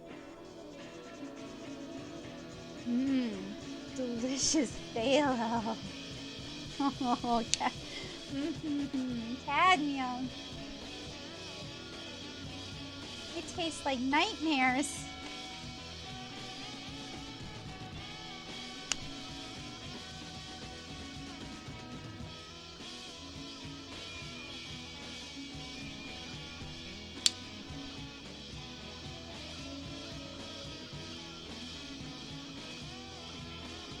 Yeah, how many videos do we joke about it something looking like candy, and then we have to immediately be like, it's not candy, don't eat it. Those Faber-Castell fizzy watercolors look and sound like Pop Rocks. All they're missing is like to smell like candy. That would be the death. That would be the end. People would eat them.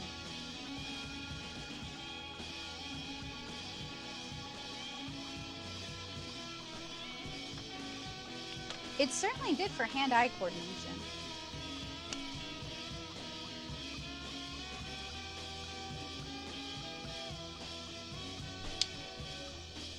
All right, since we have room on this paper, I think I'm also going to do the Albrecht Durer watercolor pencils on it.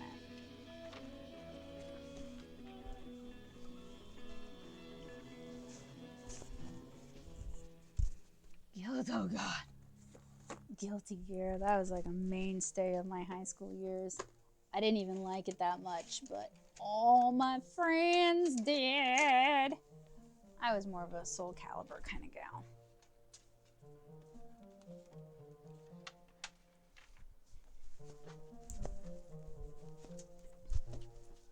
Okie doke. No, that's not what I wanted. I just wanted to see how it looked on camera.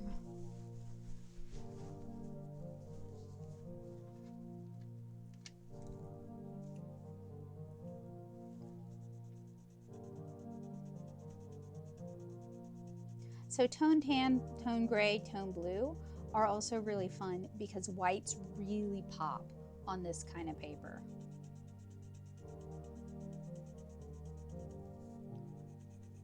Now, this isn't as textured as a watercolor paper, and I haven't super tried painting on the Strathmore toned mixed media papers yet. Only so many hours in the day.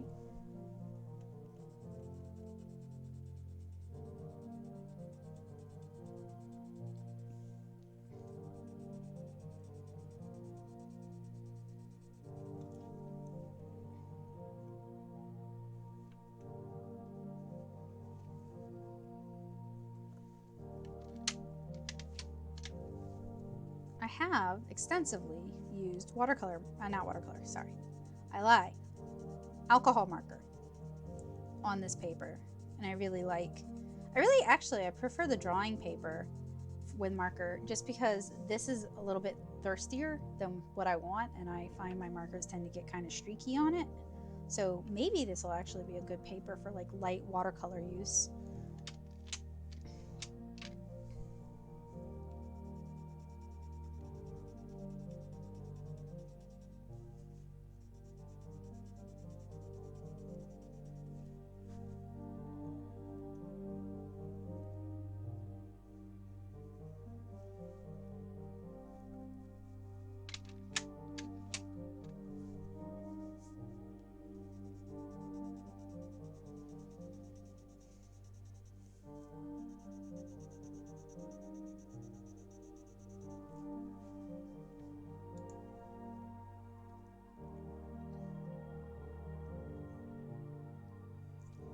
Yes.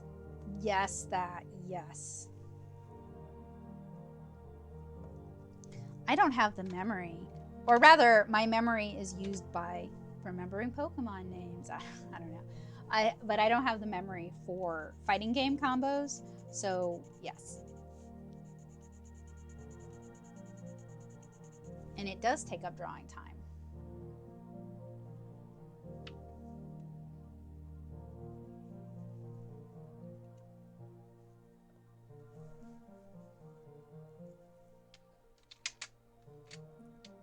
Yep.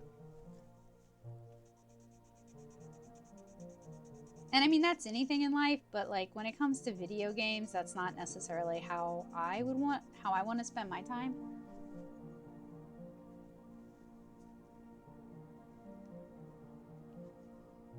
Have any of you guys played Baba Is You yet?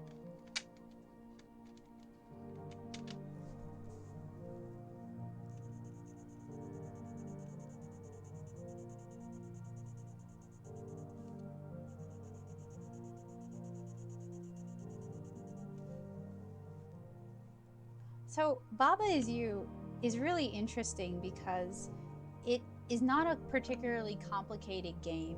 It doesn't necessarily require all this manual dexterity,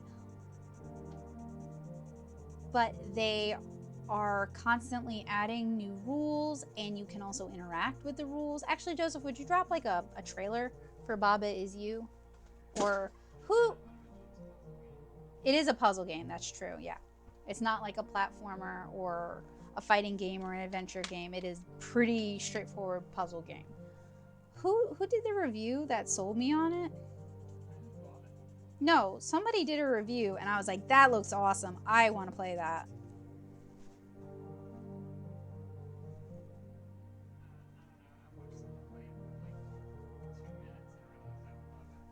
Was it Keith Ballard?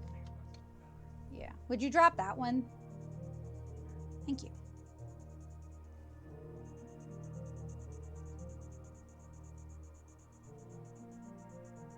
Oh man, that's so much pressure to put on yourself.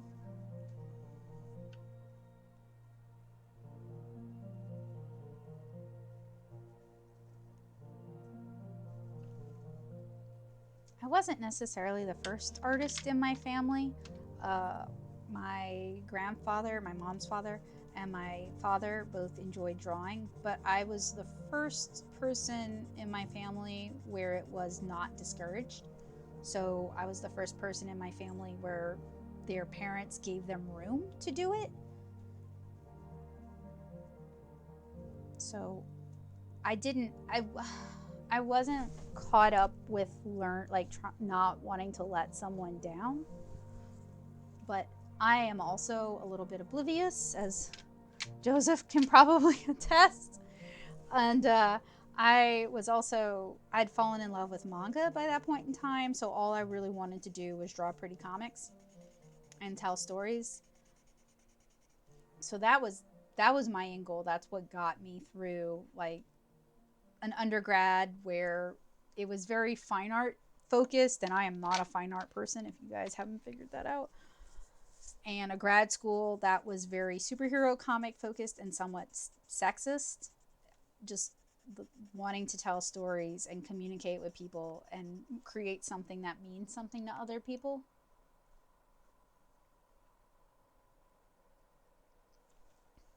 So is there not a toothed version of the Midtown Green? Not yet.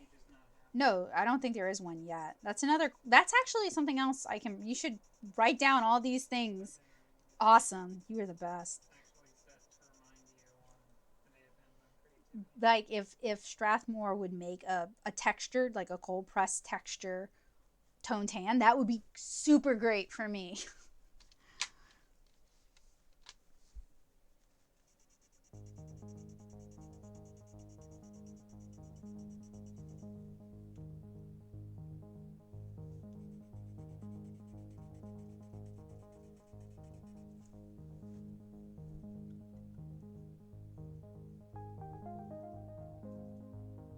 Ooh. That's good to know. $10. Can't beat Lamis usually go for like what? That's a crazy good price. Lamis usually go for like 30-ish. I haven't been to a Barnes and Noble in a minute though.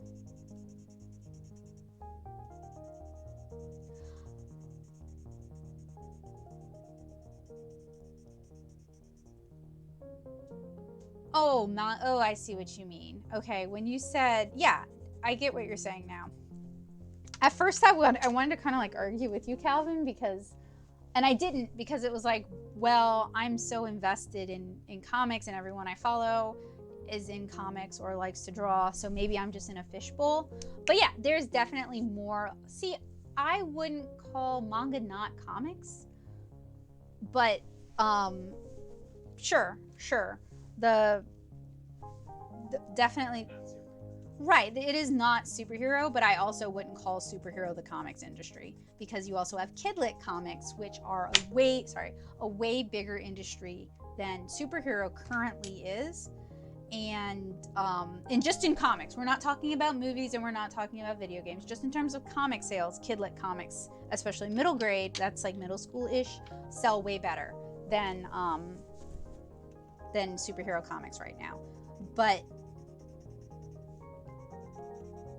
there's definitely a movement to creator owned and self-publishing, because at this point in time, a lot of the not superhero comic publishers basically expect you to do everything yourself anyway. So if you're going to have to letter and color and ink and promote and basically bring the audience, you might as well own the project yourself.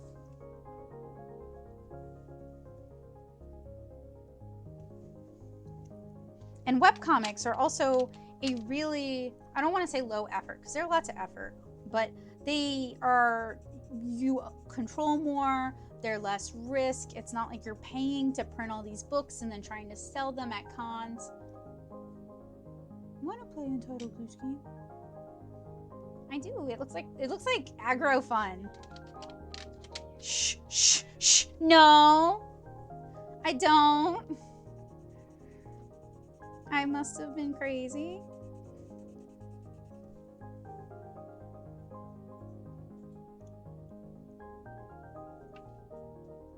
Maybe it's safe to say, though, that the comics industry is decentralizing.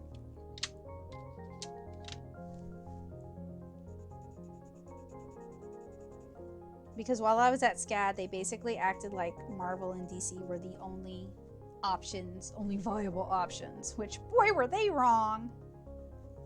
And boy, am I glad they're wrong.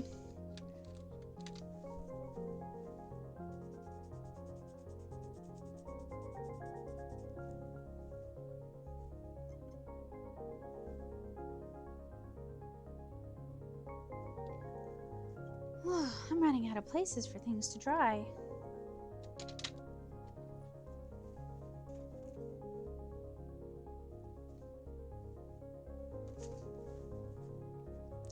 I think I'm going to do the Polychromos on one of the blue paper, because I found that the blue paper with alcohol markers really kind of desaturated everything I was doing and kind of made my work look unimpressive. So hopefully with something opaque like Polychromos, we won't have that problem. Oh man, oh man, oh man. It's doing exactly what I didn't want it to do. It's getting late.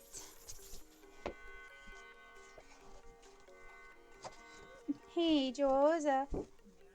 Would you make me some of that loquat tea? Thank you. Yup. You the best around. Jocko never gonna let me down. Alright, so this is the Strathmore toned blue paper. It's one of their newer releases. And I'm gonna test out the Polychromos on it. Or I'm swatching it, rather. And I think what I'm going to do, since it is almost 10:30, is rather than stream me labeling everything, I'm just going to label everything and then post photos to my Instagram. Which, if you're not following yet, I recommend you do so. It is instagram.com/natosoup. Since it is Inktober, I have been posting art every day. So if you like my art, you should definitely check that out. And I used to post unbox and swatch stuff to Instagram a lot more often. I just haven't had time to juggle all my social media and do things.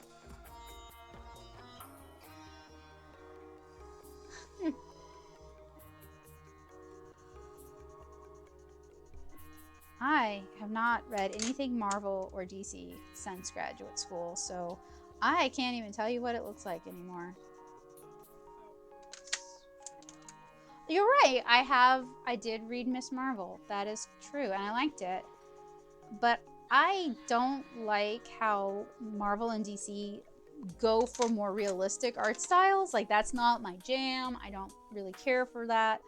I like cartoony stuff. I like really stylized stuff. So just in terms of like art direction, I'm just generally not invested in their art styles.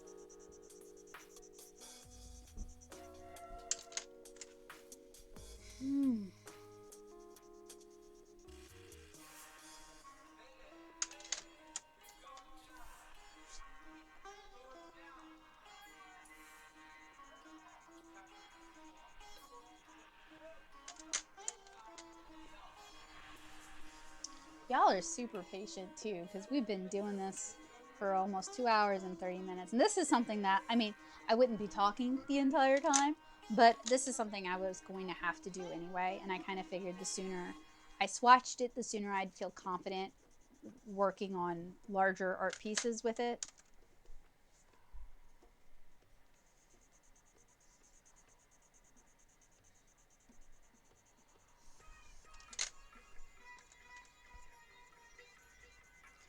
And if you feel like talking about art supplies all week long, oh shoot, I closed Discord because I don't like it binging notifications the whole time, but I have a Discord channel called The Paint Box. You know how to grab an invite link? Okay. And it's a pretty quiet little Discord channel. It's mostly focused on art supplies.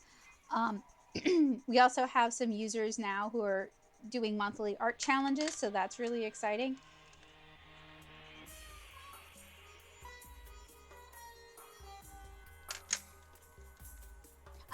We're going to. Hey, Terry, good evening.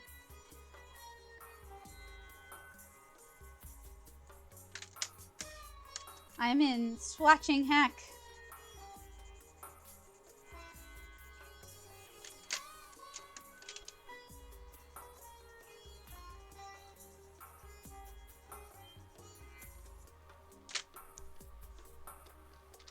it's one of those things where I'd like, yes, I am working with Strathmore and Faber-Castell for Hands-On Creativity, which is an event put on by my local plaza.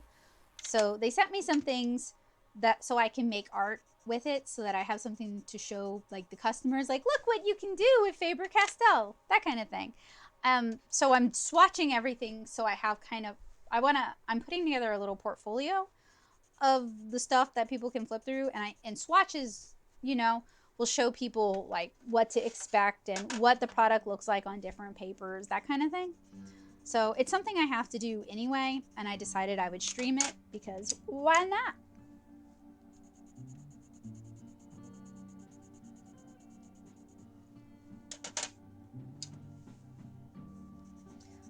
But I'm gonna have to pull the plug on it soon because it's getting a little bit late and I have to teach a marker class tomorrow, so I would like to be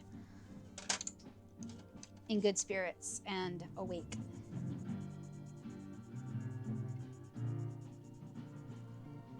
And also have functional hands, because swatching, while fun, does put wear and tear on ye old hands.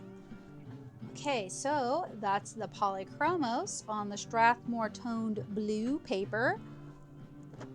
So I have here a small sample pad of the Strathmore mixed media black paper, and I don't want to swatch everything on it because it's this big, but I thought I could do like a sample of a few.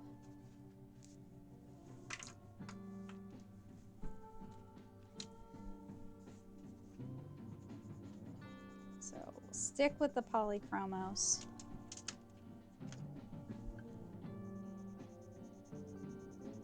Man, these show up really nice on the Polychromos.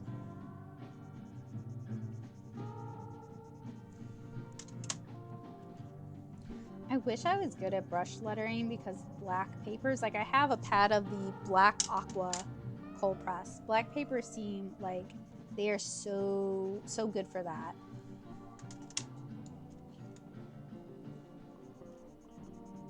I even bought a white lead mechanical pencil so that I could do something with my black paper. I don't know, I'll probably just paint some flowers or something. It'll look like a black velvet painting. Or a Lisa Frank coloring book.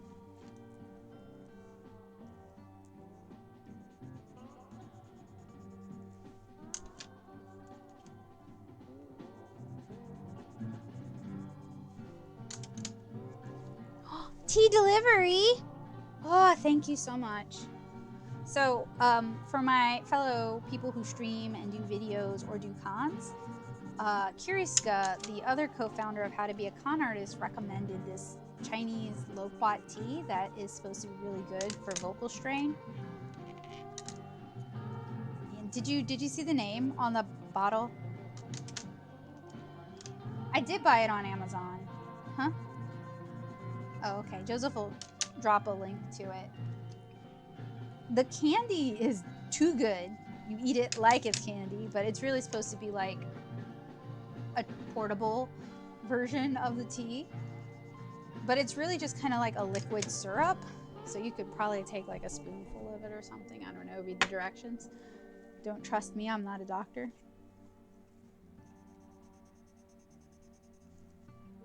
I also did a 3-day show outside, Handmade and Bound, earlier this month. And on the first day, it was super rainy and gross and cold. And I thought I was getting sick by the end of the show. But I had rose hip tea at a local Middle Eastern place. And not only is it delicious, but I feel like 100% better now. And that could be because rose hips are full of vitamin C. I'm not even going to swatch the black because we all know what black looks like on black paper.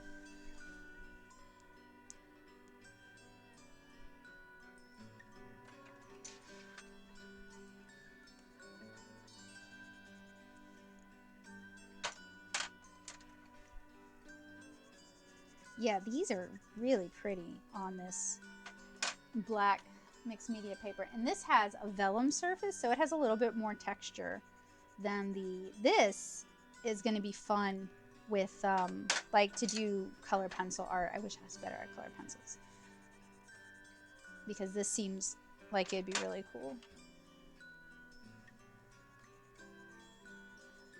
Oh, have a good evening, Tyra. Sleep well. Yeah, it is late.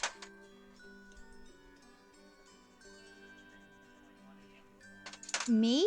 Yeah, I did. Yeah, I was crazy. Don't do it, kids. Not fun. Not fun to go from 8 to 1. That's a lot. Okay, and now on the other side, I'm going to do the 24 set of the Albrecht Durer. You just say different every time? Yes, I am, because I am emulating every one of my art teachers in a different way. Louisiana education. So what I'm going to do with this is I'm also going to do a little bit of blending, just to see how well the paper takes it, and also just like once you've blended it out with water, how well it holds up.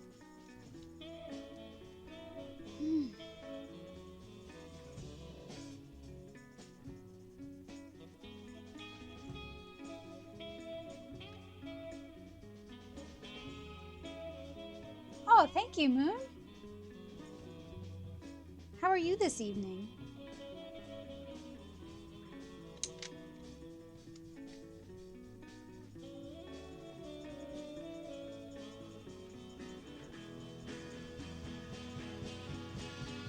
I'm all right. This and one other thing are the last things I'm going to do in this stream. It's getting kind of late. And I got to teach tomorrow.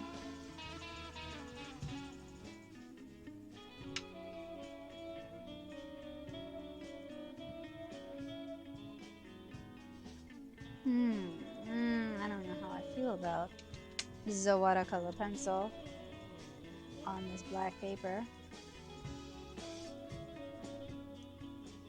That's okay. That's why we're testing it. We don't have to love every single thing. I like the texture of the black paper though. Please, Strathmore, release a cold press texture tone paper range.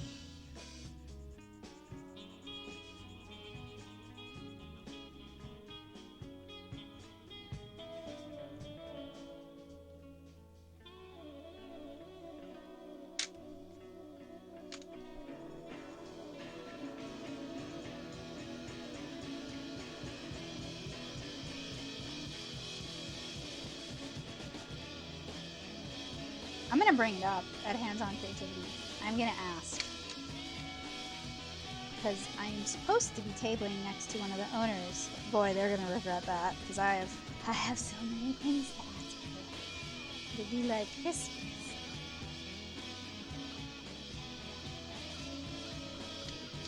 And I want a toned hand sketchbook, and we want toned hand watercolor paper.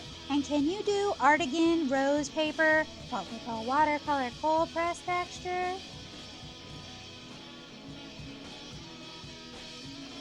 And can you do your Strathmore sequential board, but with watercolor?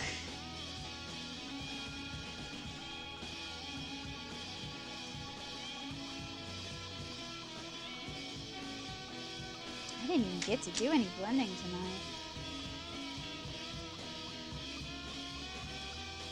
I want to, because like to me, understanding how things blend in layers is really important to how I handle them.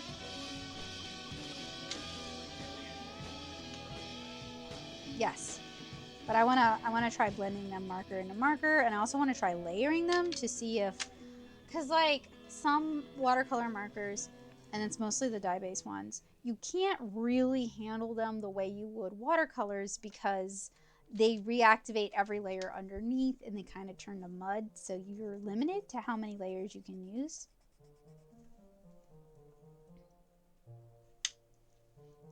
I also want 140-pound weight tone paper. You're what?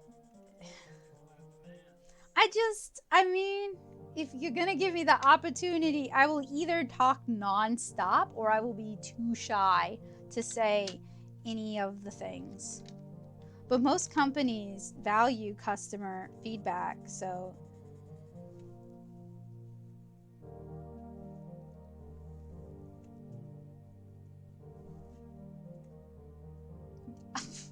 Wow. I was thinking more like a love letter. Like, dear Strathmore, I've admired you for a long time. Do you like me? Yes, no, maybe. Spritz it with perfume. No, that's super obnoxious. Put a bunch of stickers. Glitter. It's just going to be red heart glitter porn. Is that?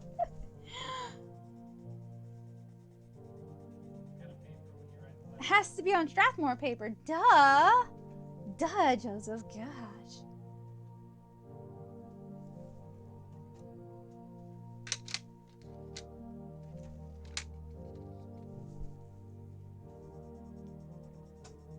Dear Strathmore, I'm a total art supply otaku.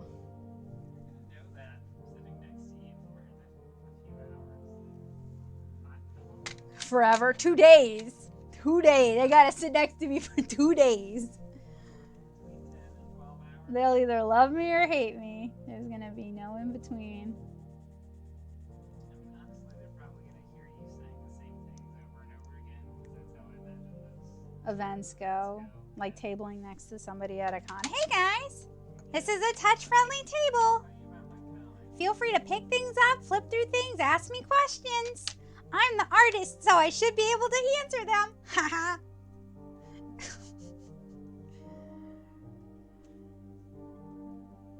I have done my table pitch so many times. It is a CSR job. I am forever selling myself. Sometimes I sell myself short, but I'm only 5'3", so, you know, I can't sell myself tall. The dad puns, it's that time.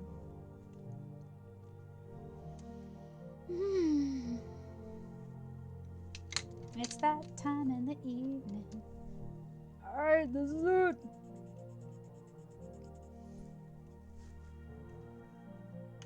Which one? Oh my god, wait, sometimes I sell myself short because I'm only 5'3" and I can't sell myself tall. I liked it. It was kind of a bad joke. I liked it. All right, so I want to test the. I'm looking for what I'm looking for, and I'm not finding it. I don't know where it went. What's on the floor? Bump, bump, bump. It even rhymes. I'm so sorry, friends. All right. Ugh, old lady back. All right, so I wanted to test whether or not Pitt pens in several flavors are alcohol marker reactive. So we have here pistache. I'm gonna grab a yellow. I want you guys to see the color that I'm putting down, or maybe a skin tone. Let's go with the skin tone. I want you guys to see that I put a color down.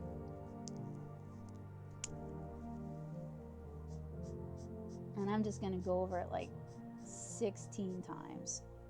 Just to, actually, I'm surprised, impressed. The pink, this red moved a smidgen. The purple, yeah, see, there we go. The purple's moving too. These colors are either so close to the skin tone I'm using that it doesn't matter. I bet this blue is gonna move. Let's see, this is why yeah, there we go. There we go, we got the movement.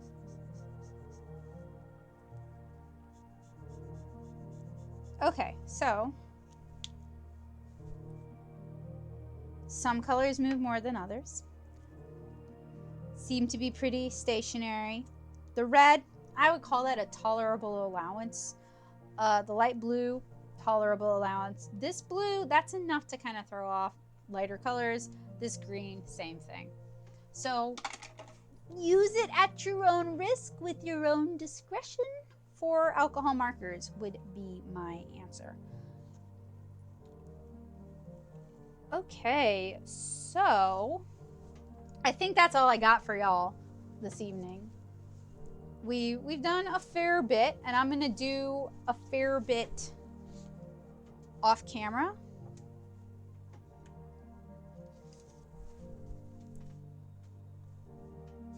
Today we have taken a look at the brand new Faber-Castell Albrecht Durer watercolor watercolor markers. I combined markers and pencils into mencils. You're welcome. We took a look at the Albrecht Durer watercolor markers. We also took a look at Faber-Castell Albrecht Durer watercolor pencils as well as Polychromos. We experimented with several different Strathmore papers, including their new black mixed media paper, their blue mixed media paper, and their tone tan mixed media paper. I'm going to put photos of all of this after I've labeled everything over on my Instagram at instagram.com/nattosoup. So if you're not following me on there yet, please do so. I post art every day, so if you like my art, that's a good way to keep up with my art. And if you're in the Nashville area, I am teaching a comic class tomorrow at, marker class tomorrow at Plaza Artist Materials. It's a 3-hour class from 1 to 4 p.m. It's $25, but Plaza is providing the markers for you to use. But if you want to bring your own, that's cool too, and I can show you how to use them. And Hands-On Creativity is not this weekend, but next weekend in Nashville. It is a free 3-day event, also at Plaza. If you like free stuff, if you like free demos, if you like free workshops, if you like samples, Hands-On Creativity is a great event for you. So I think that about covers it. I will hopefully see you guys again in the near future. I hope y'all are having a wonderful Inktober if you're doing Inktober. And if you're not doing Inktober, maybe you're resting up for NaNoWriMo. Whatever the case, I hope you guys have a great rest of the month. And if I don't see you guys on or around Halloween, I hope you guys have a wonderful Halloween as well. Bye, guys. Oh, hi, Helen. We are ships passing in the night because I am signing off for the evening. But in probably like 5 minutes, the stream is going to be available to rewatch. And you have a lovely evening, Helen. And thank you so much, B. All right, guys. Bye.